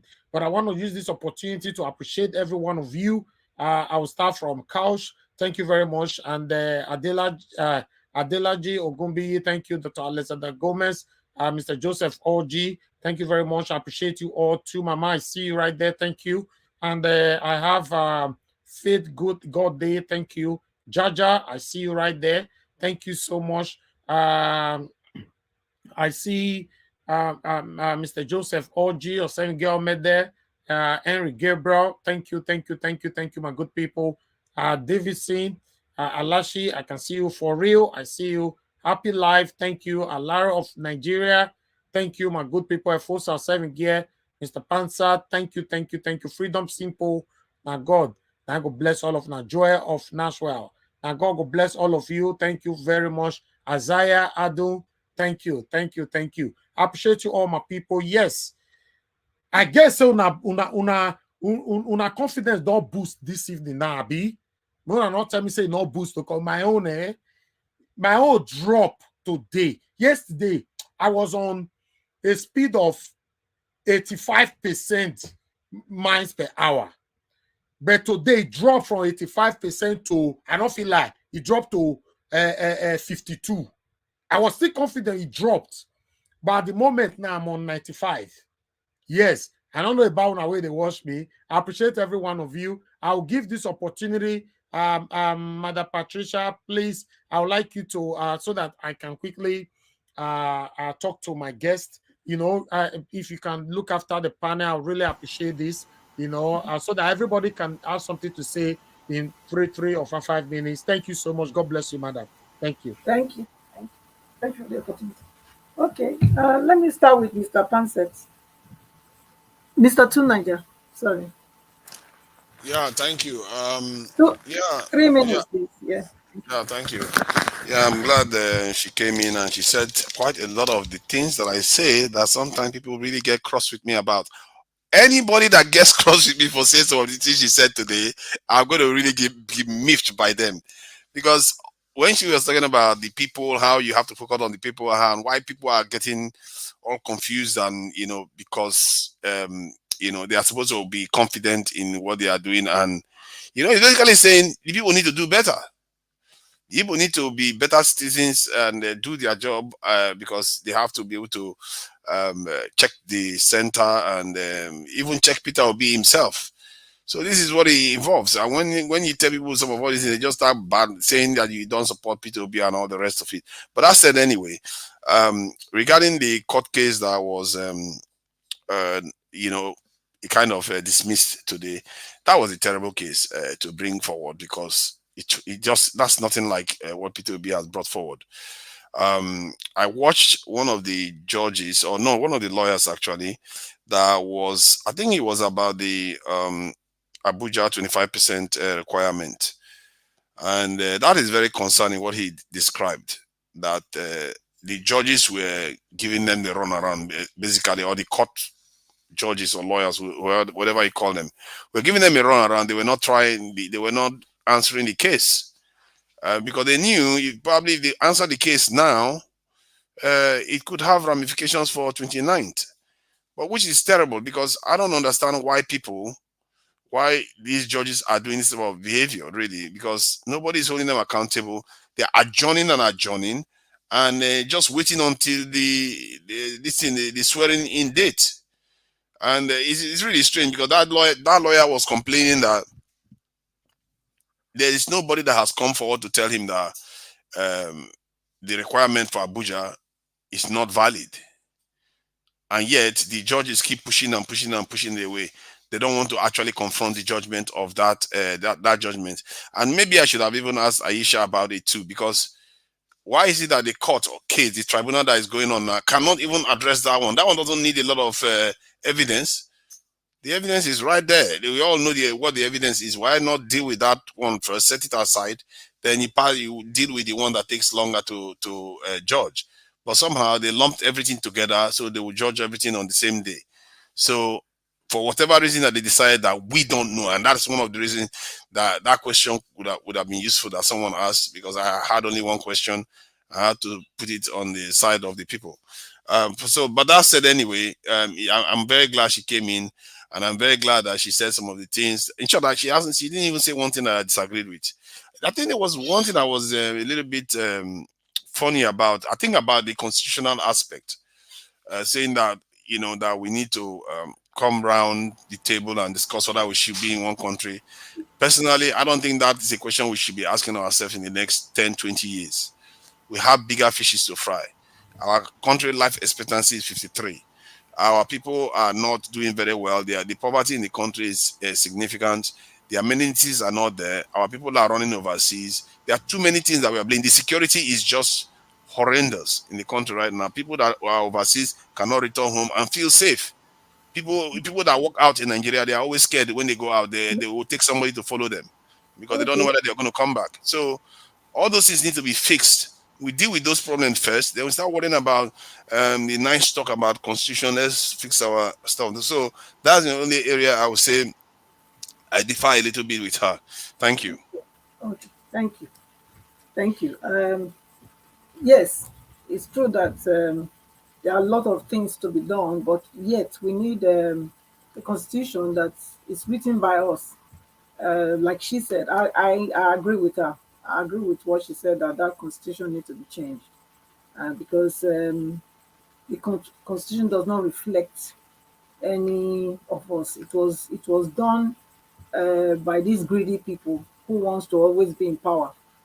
So there's so much loopholes for them to be able to do what they've been doing. So I agree with her that that constitution needs to be reviewed. We need to sit on the round table and really, really, get it straight. So thank you anyway for your submission. Um, please give me our mandate. Are you there? Yes, I'm here. Thank you Okay, very please. much. Yes. So talk to us after hearing from Aisha. How do you feel? Well, I mean, It's better. it's an individual thing. She has come set a mind and spoken to Nigerians, but we do appreciate her for all that she said. Wonderful comment and everything. But regardless, um, Nigerians are actually in dire need of answer. Me and you may not understand what Nigerians are going through because we're fortunate and we are blessed by God to live outside Nigeria. If maybe they'll be around maybe 12 a.m. now in Nigeria, possibly maybe 10 a.m. Sorry, 10 p.m. or 9 10 p.m. p.m. Yeah, 10. 1 minute to 10. Okay, maybe around 7 One 7 minute, one p.m. minute to 11 actually. Okay, maybe around 6 p.m. You're somewhere in Ijora, and then maybe you live in Apa, and then you quickly time is going. I have to quickly get home because of insecurity. Maybe we will understand what people are going through. People are in that need. They are desperate need of answer. Some people they are in that need of answer, and that's why they went all out to vote en masse for the man that they believe has a vision, a man that has a vision, that has a focus. But these bloodsuckers and wicked men will not allow Nigerians to rest. What more do they want from Nigeria? But I mean, she spoke so well. Wonderful submission by her, and then do appreciate her. If now is the time when Nigeria needs to probably disintegrate, why wait for 10, 20 years? People are dying every day. People are being deleted. I mean, just some days ago, over 100 people. Put those 100 people in a room. Put 100 people in a room. Maybe you understand that you don't have to wait 20 years, 30 years before you can fix constitution. What constitution do you want to fix when they are legitimizing illegality by conferring the highest honor on the drug baron? So what constitution do you have? So after 29, should in case this guy continue, you don't have no constitution. So nothing to wait for 10, 20 years anymore. Let's go ahead and fix it now because you don't have no constitution. It's been shredded. Because we don't live there, we can easily say, "Oh, let's do." No, no, no, no, no, no. Maybe we have. Maybe you can go back and stay there 1 week, and then when there's no lights, your tap don't run for water, and then maybe you fall sick, and then you cannot die 911. Then you understand that people don't have to wait several years to get things done. We got to fix it now. Yes. Now is when we got to fix it. But we can just continue to do our best. Continue to push and then strive. Because what it's not a crime to be born in Nigeria. It's never a crime. No.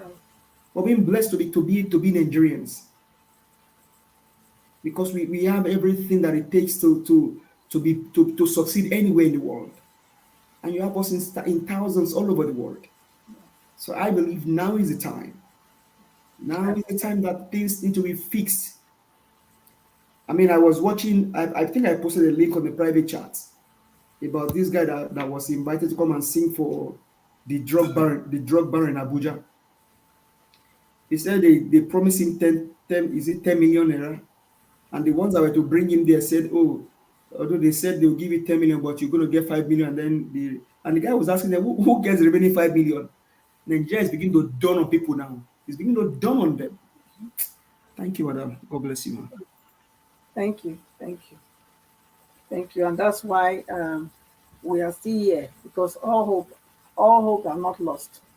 We still believe we will get the mandate, irrespective of whether they swear him in or not. The laws will have to work for us. So let's still keep our hopes alive. Thank you.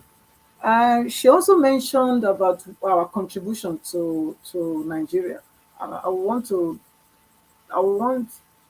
is the next person? Mr. Edwin. Epa Edwin. Is it there? Okay, let me take on Busy Brains. Madam Busy Brains. Madam Busy Brains. Okay, they're not there. Okay. Sorry, can I interject for a minute? Yeah. When it comes to giving back home, for me, I don't think taking maybe you're blessed and then you're able to send money back to your family back home.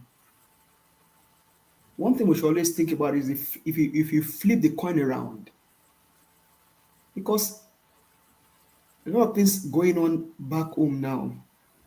Sometimes you don't cast all the blames on these people. On the people, you don't 100% just cast the blame on them. Most of us live here in the diaspora. How many people have taken flight back home to go and say, okay, let me go carry him and then probably go do the protest. So for me, I just believe it should be an individual thing, but regardless. But I don't think that's what there are graduates on the street riding up. Right, they went to school with the hope that when they finish, they'll get job. They are riding Okada. Yes. Some have done Agbero. Some have done Okas. What she's saying, Mr. Give us a mandate, is the fact that due to our giving to them, they become so, what's the word? They become poverty has been weaponized. Yes, so they become like they become lazy. They don't want, like, for example, now they didn't even want to go and, like the example she gave. She said the guy didn't even want to go and get his voter's card. Until no, if it's on that front, I mean, I understand that. But when it comes to people, the Coca-Cola that I used to know somewhere around Marine Road going to Ijora, that thing is no more there. Most of those industries are being killed. Nothing. People are barely just living from hand to mouth in that country. Okay. Let's move on to the next person. Thank you. Mr. Alaro, please come through and Thank you very talk to much. us. Yeah, thank you. First and foremost, I just want to commend Aisha for coming. I've been with her for almost a year, going back and forth on this project. Mm-hmm. Her energy, I wasn't surprised. She's more energized today. She's like when it all started because it was a lot. And I, as somebody that was close to the program, knew the drain it was taking on her. And I'm glad to see the energy again today. What I saw, you could see how energized she is. And what I want to tell people, and with what I know about Aisha, what I know about Pio, the time I spend with them, I don't know how they do it. Honestly, I don't know how they do it because we're all in diaspora. You do all this overtime, you do all these crazy hours. And she and Pio, I can speak for them what I know. The time they put into this project, Nigeria, I call it Project Nigeria, was actually unbelievable. Because the times I had to interact with them, Yeah. and I'm wondering, are these people still able to, able to be carrying to on? even, they're functioning like we just started, even though it was 13 hours ago, and you're already sleeping, and you're already thinking about tomorrow, I'm going to work. And then when you leave them and you wake up, you find out they're in another country or in another state. Yeah. And something else. And this went on a daily basis. Carrying on, yeah. So I want people to really take that into perspective. Your life went on, you did your thing, you went on Twitter, you went on Instagram, and you saw this. And ask yourself, when were they sleeping? Mm-hmm. Yeah, You well, wake up, you turn that's on, there's something vision else. and passion. When did they sleep? When did they do the private things you did? They had that Determination time. and They didn't have dedication. that time. Mm. But If when you are PO said, determined if PO and said he slept dedicated, 3 hours a day, I would yeah, doubt it. If yeah, Madam Aisha, I was so happy just to see how restful. I saw that the way she was talking. the energy. I saw that Yeah, that she got some rest. that's good. That's good. And people need to know what people are putting into Nigeria personally, the Yeah. sacrifice. And we need to ask ourselves, when you wake up, we are hungry, judiciary, we own the country. The judiciary does not own anything. No. The people, Yes. government of the people, by the people. They have a manipulative contest. I call it a contest until we decide to take it back. And now we've decided to take it back, and we are taking it back. We will take it back. So, yes, thank you. So everybody, ask yourself, when you wake up in the morning, have I been obedient enough? What will I do for Nigeria today? What can I do for Nigeria today? It's easy to do nothing. Anybody can do that anywhere. Nobody is telling you to carry an M15 and go do whatever. There's a role you can play. Yes. Be active. There are people who say, I don't need to vote. It don't even matter now. This is what we're talking about. Look at the votes of this election. Look at the votes of the previous election. Now you see the reality of life. Yeah, it was a huge margin. You see Huge it. difference, yes. So I believe that people are getting. I mean, there was a lot of grassroots work, a lot of, you know, Yeah. sensitization, carrying the Yeah. people along. So Yeah. it has worked. So we just I have will to keep tell. pushing I and told pushing. if Naija was to go back to 8 months ago, if Dr. Darius go back to 8 months ago, I told them we will win Lagos. Everybody shouted on me. I know area boys for the last 20 years that have wasted their lives for APC in Lagos, that are tired. I know people personally that took APC money that voted for Peter Obi in Lagos Yes. massively.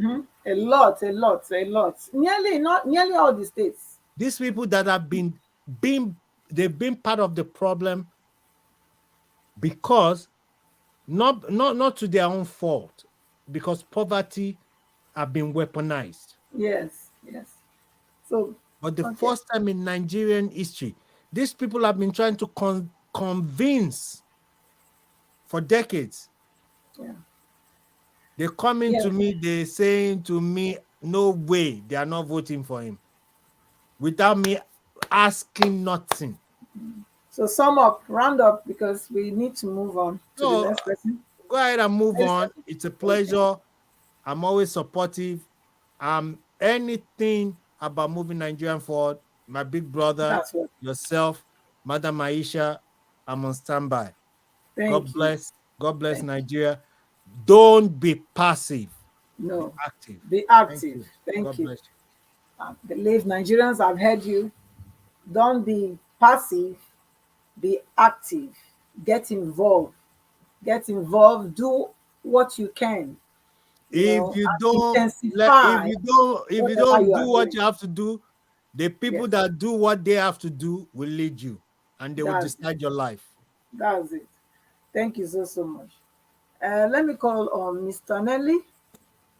Yeah, Patricia, how are you? Oh, How good evening. are you, my dear? I'm blessed, thank you. Please speak to Yeah, us. you We have know, been waiting, yes. Patricia, everyone on this panel have said everything. And I think that as human beings, when you see that something is right, you need to stick with it. You don't need to just be going in and out. You need to stick with it. The beginning of this program, when Naija Watch came on the first time, before even Aisha came in, his spirit was so low, and there was somebody, I can't remember exactly what country the guy logged in from. And the guy even at one point said, oh, Obi did not win. And Naija Watch Elvis was asking him, how do you know, how can you prove that Obi did not win? You have people with such mentality. But you know what is so disheartening is even when sometimes some of us that are now in this diaspora and we've claimed that we've been to school, we have all these degrees, when you hear them say, oh, well, this is not how it's been done before, must you continue to do the wrong thing all the time? Is what kind of baffles me sometimes. So like I said, Aisha had said her own. I've always followed her and I followed her and I admire her because I always admire someone that has integrity, someone that says something and stand by what they have said. This is why I love her so much. Every time that even on her platform, even when she brought in Dele Farotomi, I was there. I appreciate there's nothing anybody will give to me today. I don't care if the person is giving me 4 trillions for me to switch my mind from Obi, because from day one, with any panel that I have been to, I've always said that Obi was brought out by the universe. There's nothing anybody can do. All these distractors you're seeing, is just a distractor. Africa, 21st century is the century of Africa, and Nigeria is one of them. So all this has to take place for a new Nigeria to come up. So I don't really pay all these distractions attention. Papa Lamidi, all these people, it hurts, but I don't pay them attention. And it will not change my mind. And I don't care what anybody says. Obi will definitely be the president of Nigeria. So that's all I need to say. And somebody have also said it, some days things will happen because we are ordinary human beings. You kind of get, it's like your fibers will deflate. But at the same time, at some point again, you pick it up because you are marching towards the right direction. Do not change. Do not change and said, okay, because so many people are not on the right cause, let me switch back to the wrong thing again because somebody gave me money. The one thing that I will not do, whether I'm in diaspora or I'm in Nigeria physically, I'm not going to eat any bloody money, no matter who it comes from. Whether it's from my father, my mother, my brother, my whoever, I will not participate in bloody money. Okay, so it doesn't matter. I'm not really perturbed with what these judges are doing. They are human beings also, and I know that so many of them they have compromised their life. Some of them probably they want to say yes, but they have done something that these people are going to use to blackmail them, and so they get scared. But I know at the end of it, they're really going to tell themselves the truth. So that's for now, that's all I need to say. Thank you so much for giving me the minutes.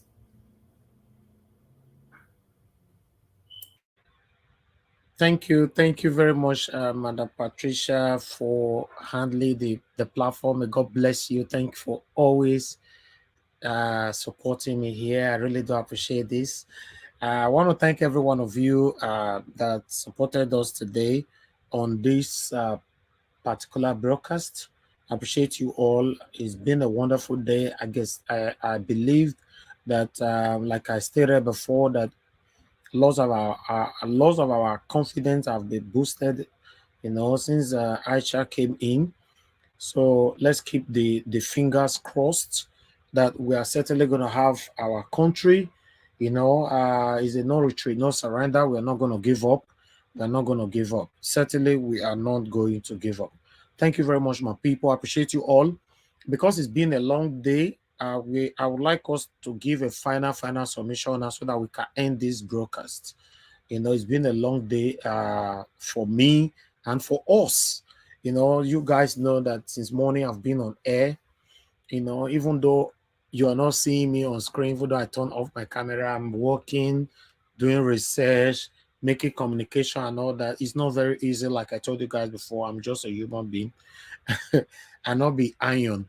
I'm a human being. It's not easy at all. It's tiring, but I love what we're doing here. It's a collective effort. I appreciate you all. So I'd like us to quickly do a roundup together and a final submission. So Madam Patricia, please let me know.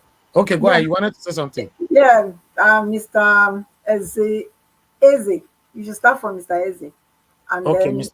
Eze. Yeah, okay, Mr. Eze Shibo. Yeah. Okay, sir, unmute yourself.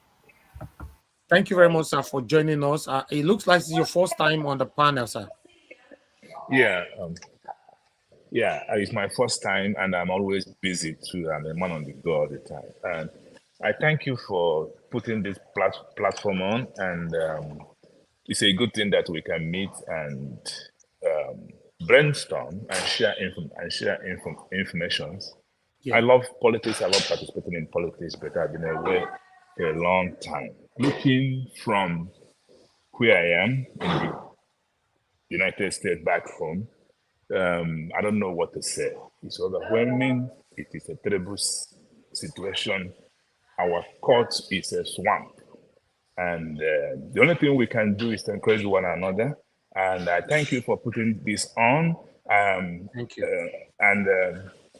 From now on, if I know when you will be coming up, I think I will be there on a regular basis. What We you are are here doing, every day, 6 p.m. Nigeria time, every day.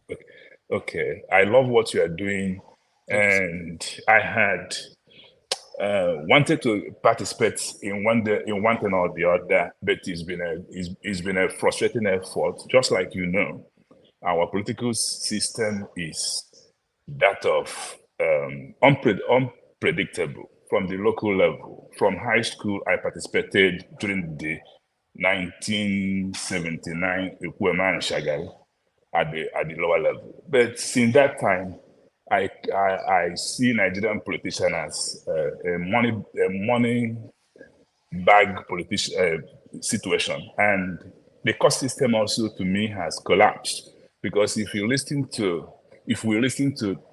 Dele Father Timi, which is my guy, he doesn't know, I don't know him, he doesn't know me, but whenever I see him, I listen. He hits the ball, he hits the nail on the head all the time. He's a lawyer, but it doesn't trust court system at home. And so many other lawyers at home have contacted. When you talk to them, you see that they don't trust the courts, they don't trust the system. You can go to YouTube and listen to Abakoba. I listened to him on two occasions. It was very disappointing. And we just cross our fingers, but I will encourage the Nigerians. I have tried to do that in time past, placed phone calls and said, well, if there is no activity on the ground, these guys will take everybody for granted. Somebody said, power is taken, power is not given. Yes, we are in court. Yes, we are obedient. Yes, we are calm. But there should be a serious activity on the ground in terms of peaceful demonstration. At times, I don't believe in peaceful demonstration. That's my own opinion. Anybody can be against me. I can see, been there, done that, see what is happening on the ground right from my high school time until now. I know that the people we are dealing with are hardened, completely hardened. And regardless of what you say or do, they've made up their mind. Now, I will encourage all of us to continue to brainstorm. Today, it took me unawares, but next time I might be more composed. So thank you, everybody.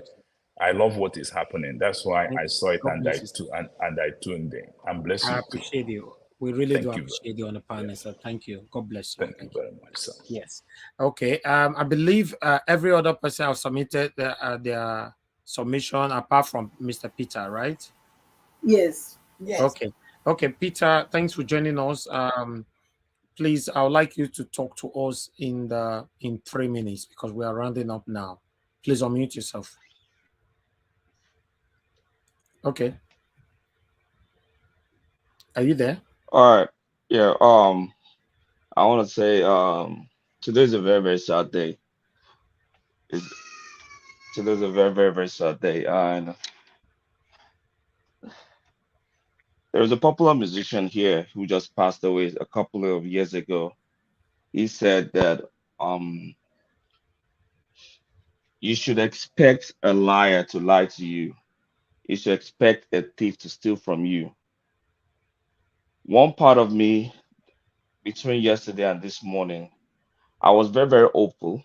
I was hopeful that things that something's gonna make a change.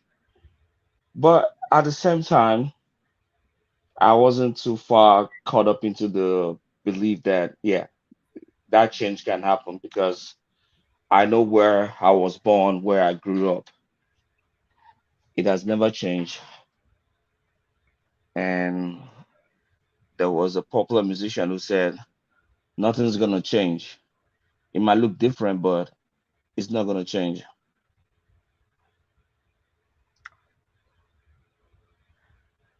Okay.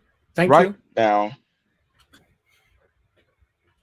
I believe it is time for us all to re-strategize to think about what we want to do. All of us that are in diaspora, we need to figure it out ourselves. Like we need to have a come together moment. Or some people call it a come to Jesus moment. Okay. How do we solve this problem? We've run away from home. Even home is not suitable to go back to now. So I think we need to have that gathering. We need to have that meeting. Thank you. God bless you, Mr. Peter. Thank you for your submission. All right. Alaro of Nigeria, I'll come to you, sir. 1 minute.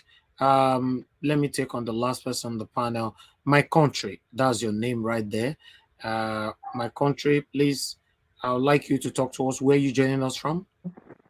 Hello, my name is Gimbia, and I'm calling from UK. Thank you very much, madam. Talk to us. I just want to tell you, thank you, thank you, thank you. I've been crying out since morning. I went to work, I could not walk. I was just crying, hearing all the judges and all the results that were just coming out today back to back. I was like really shaking.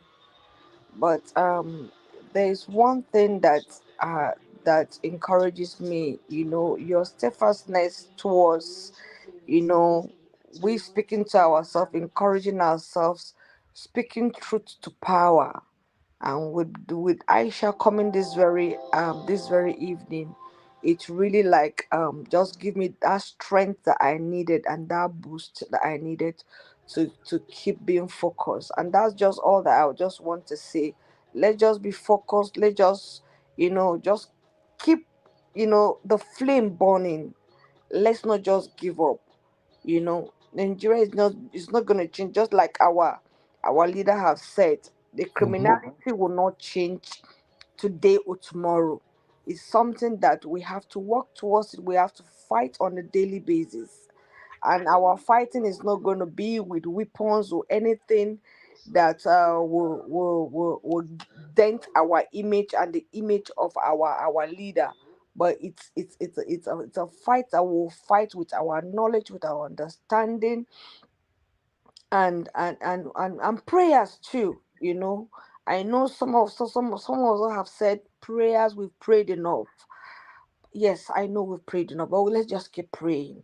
Thank you. There's nothing that we can do. And I just want to tell you, thank you so much for your good works. God will continue to bless you, the energy, the strength, and everything that God has given to you, that you've used it to bring this very forum that we are enjoying today. May the Lord continue to bless you and continue to bless each and every one of you. Your contributions are so wonderful, and I really appreciate you guys. Thank you so much, mother. I really appreciate your acknowledgement and your kind words. May God bless you too. Thank you. It's a collective effort. We are crying for or fighting for is to have a better Nigeria. We can't continue like this. Not at all. Thank you. God bless you, madam. We'll be looking forward to having you on the panel again because it's a platform where we all learn from each others. Thank you, sir. Thank you. Thank you. Okay, Alara of Nigeria, you wanted to say something, sir? Absolutely. Thank you very much, my dear brother. And on a daily basis, I feel guilty whenever I'm not on. We miss you. Honestly, I do feel guilty because I know what you're doing is amazing. And every single second I'm chance, I try to come on. And even when I cannot come on live, I stay in the chat. And people should really put in that effort. This is why we even have the glimpse of hope that we have right now, because of what you and so many people are doing. That being said, I want to give a testimony. In the beginning of this movement, there was a video that went viral with the airport situation of PO not wanting to carry his own luggage. That happened in the beginning of the movement. That was I was right there on this day. What People don't know. This was the ones that the video was there. Afterwards, we went to the hotel. And we had to go to the hall where he wanted to talk. So he needed to get his clothes ironed. And what we had prepared is to get it professionally taken to a jacqueline and get done. And he said, all you people live here. You all have apartments. This man insisted on going to somebody's house to have his clothes ironed. This is who was going to be the next president of Nigeria. This is humility. What will it cost him to say, just take my clothes, go and do? This is the part people don't know on the background. To go to somebody else's, just do this. The humility in this man. There's a lot of things that went on the background of this movement.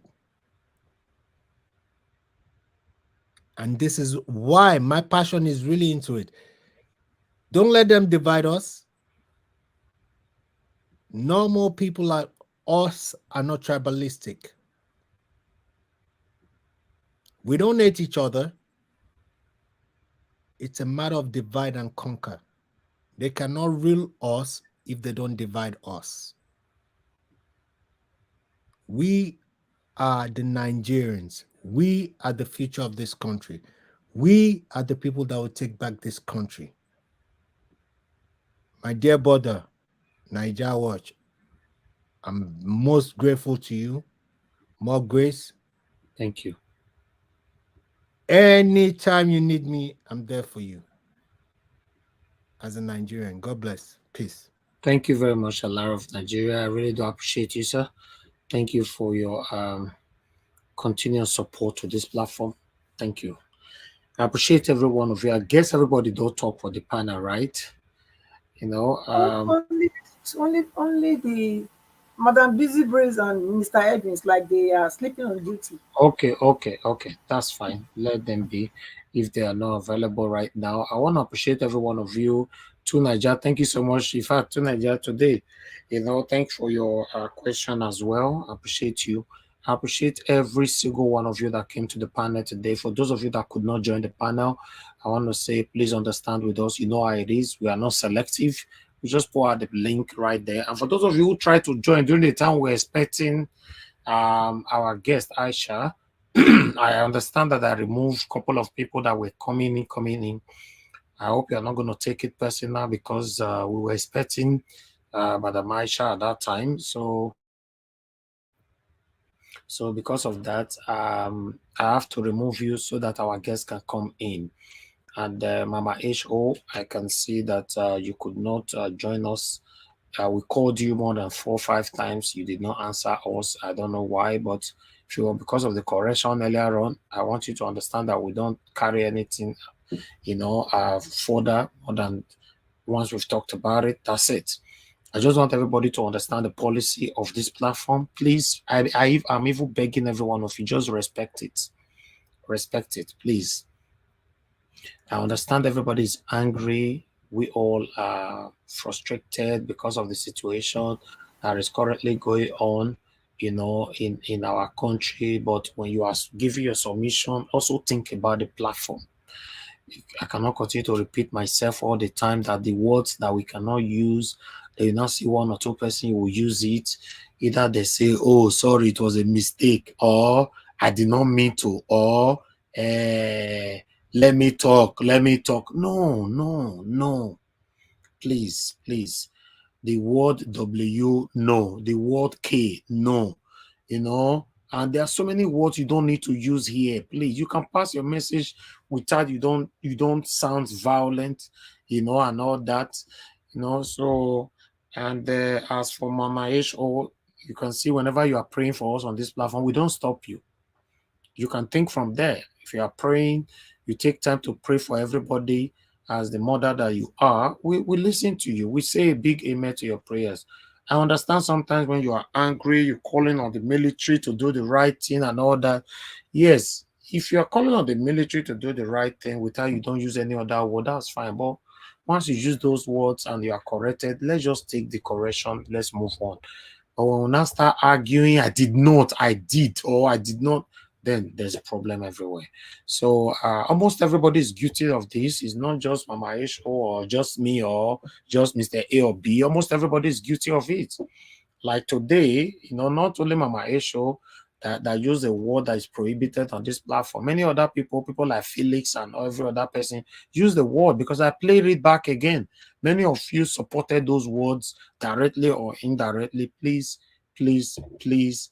I believe if you mean well for Nigeria and you mean well for me that owns this platform, I believe you don't want us to lose this space, right? So if you don't want us to lose this space, then why are you doing something that can trigger YouTube to be angry? So we have to take our time all the time to remove all your words, all your bad words from this video at all time. I have staffs that is doing all these things.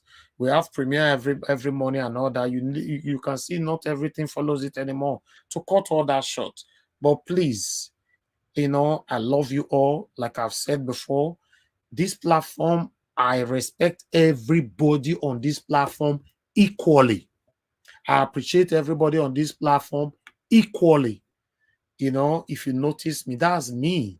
So sometimes when I pour out my plight, I understand it's difficult to follow. Just understand with me so that we move on. I love you all.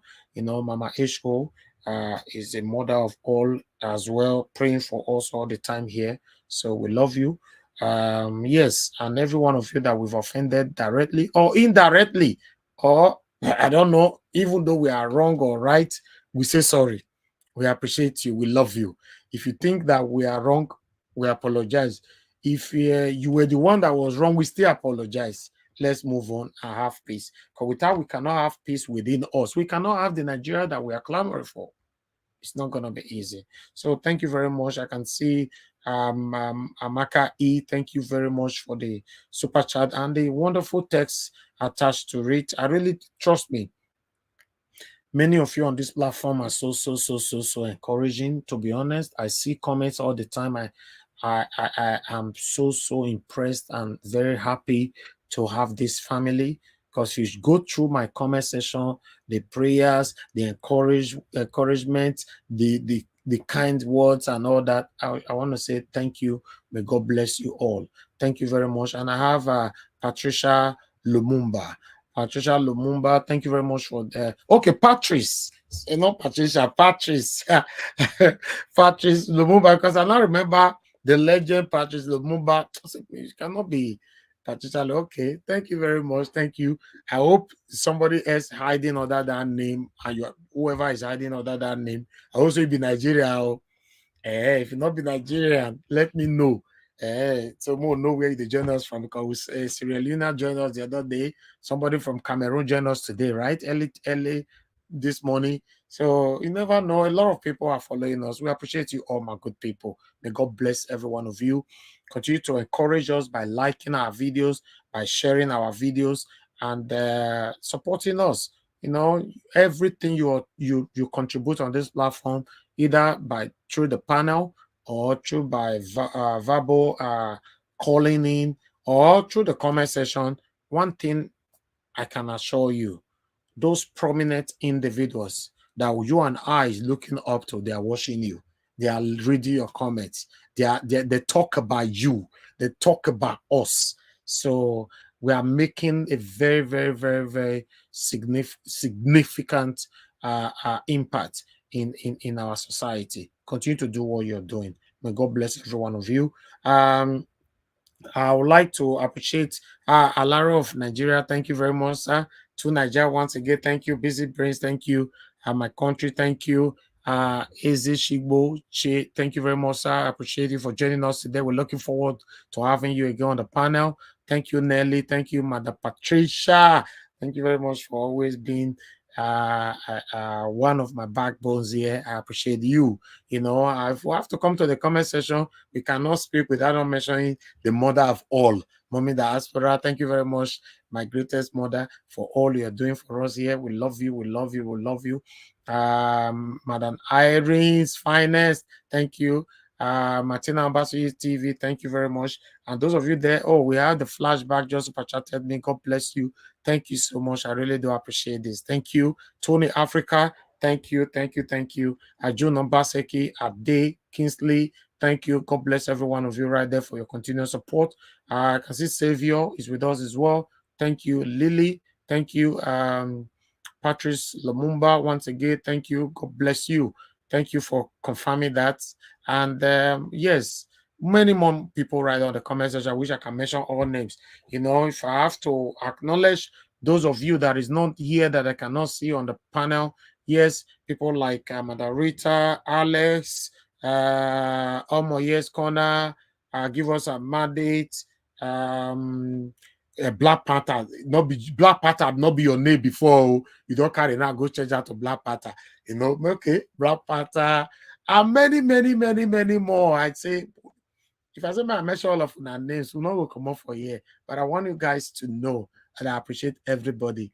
But I will not promise you that I will not offend you on this platform. Yes, I go praise you now. The next 1 second, maybe me and you don't quarrel, and that's me. We'll quarrel. But I will beg for forgiveness again so that we can move on. If we cannot forgive ourselves on this platform, we cannot have a better Nigeria. Because then what kind of attitude are you portraying to have a better Nigeria then?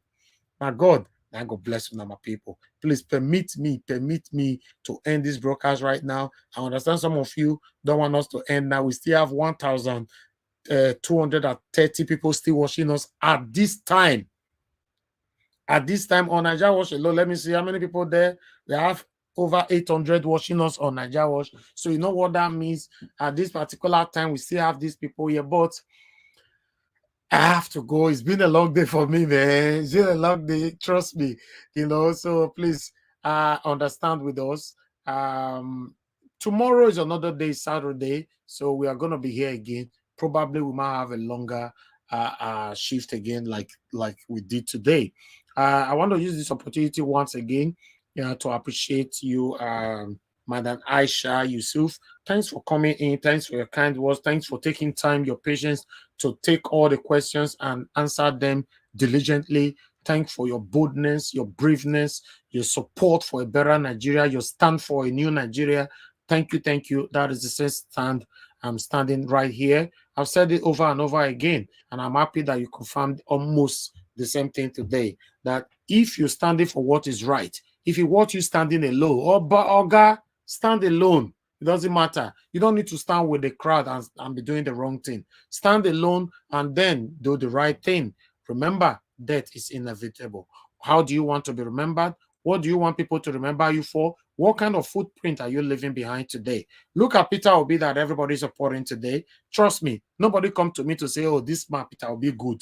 Help me support her. No. I did my research, his history, you know, and everything, and I get to know that, yes, is the right man.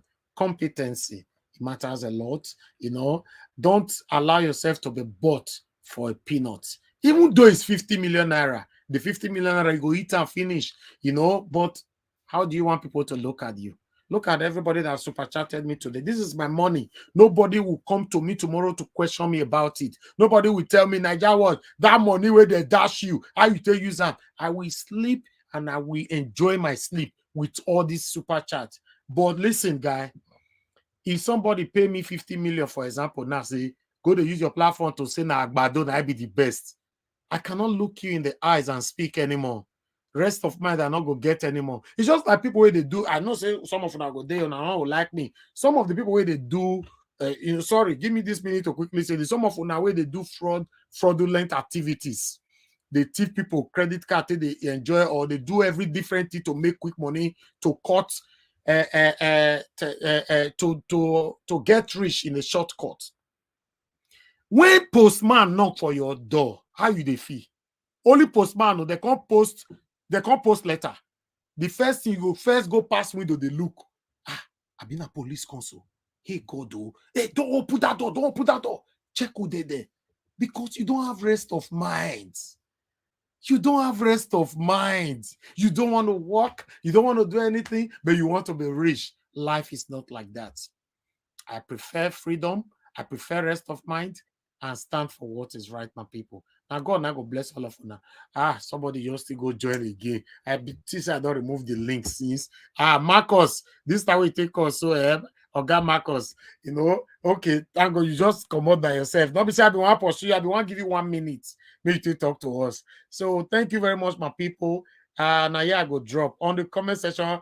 Alara of Nigeria, thank you for your continuous support and encouragement. Amaka E, thank you. Kingsley Ogeriaki, and every one of you right there. I beg, permit us make we go. Permit us. Sometimes if I want to end this broadcast, the easy. Make that permit us. To Naija, you still there? Yeah, I'm still here. I'm just here watching what's going on. I just want to appreciate you. Thank you so much, to Naija. May God bless everyone. Oh God, to Naija, your brother don't come. To Naija. So he's here. Eh? You know your brother will call. No, it's Alex now. It's Alex. No, it's Black Panther. Black Panther. Oh, it's Black Panther. I see. Black Panther, what do you want now? He's here. Two Naija Yesufu is here. I'm going to bite him any year. No.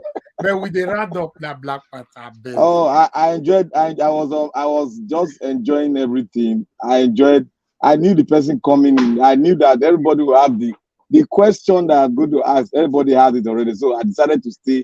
And you when I enter, you just back on me. Now run and say, yeah, yes, I be the last I remove you twice. Yes, I remove you twice. I didn't network the drama, but when I can't remember, see Aisha is coming. Okay, I can't say yeah, it's true. Yes. So I thank every one of you, and I thank Madam that was moderating. She's just very passionate. I love that. Yes. I love that spirit, and I thank you all mothers that have been with us, and continue to do it. You're just superb. Just continue to do that. And to Naija, thank God today. You know, throw one bomb for you, please. If not, I've got rush enter.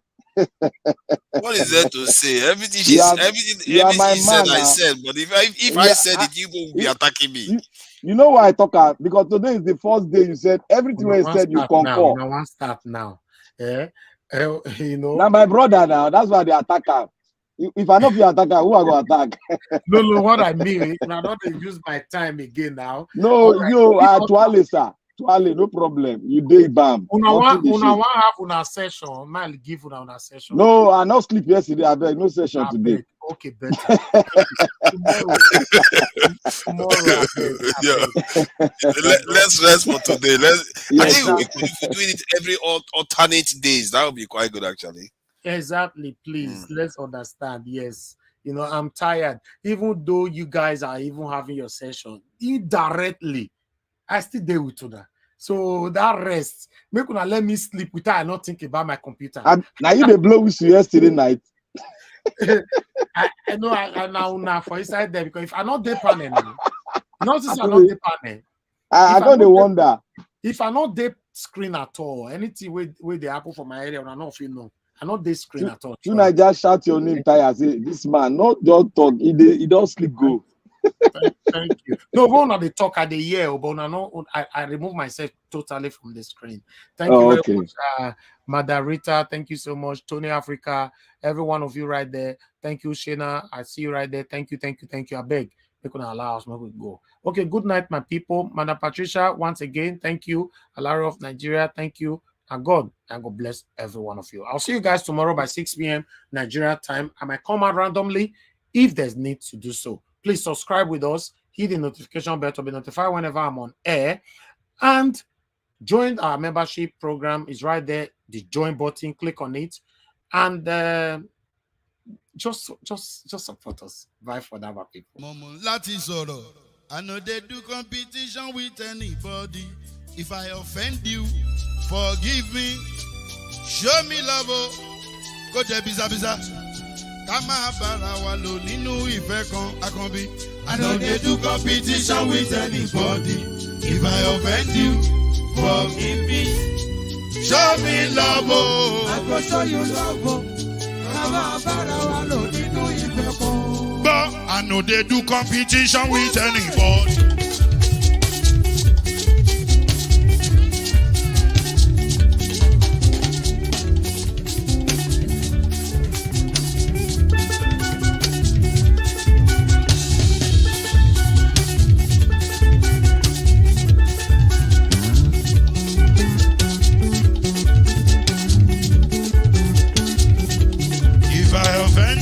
Forgive me, show me love, oh, I go show you love, eh. Kama bara wa lo nínú ìfẹ́ kan. I know they do competition with anybody. If I offend you, forgive me, show me love, oh, I go show you love, oh. Kama bara wa lo nínú ìfẹ́ kan.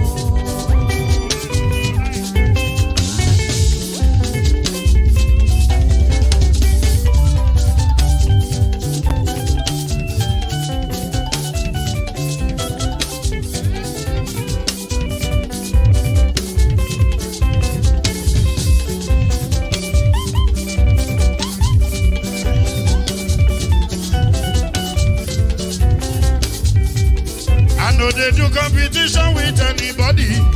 If I offend you, forgive me. Oh, tó bá ti sanwó fún Ṣẹ́gun Nàbí o. Ẹ fẹ́ jókù. Alákọ̀bí.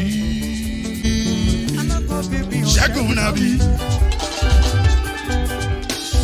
Alákọ̀bí. Sábà mẹ́la. Anybody? Anybody? Any bobo. Anybody? Mo ló ń fọlú, ó gbà mí bó ṣe rí mi láti finishi. Délé mo ló ń fọlú, ẹ jẹ́ ń sọ̀rọ̀. Délé o.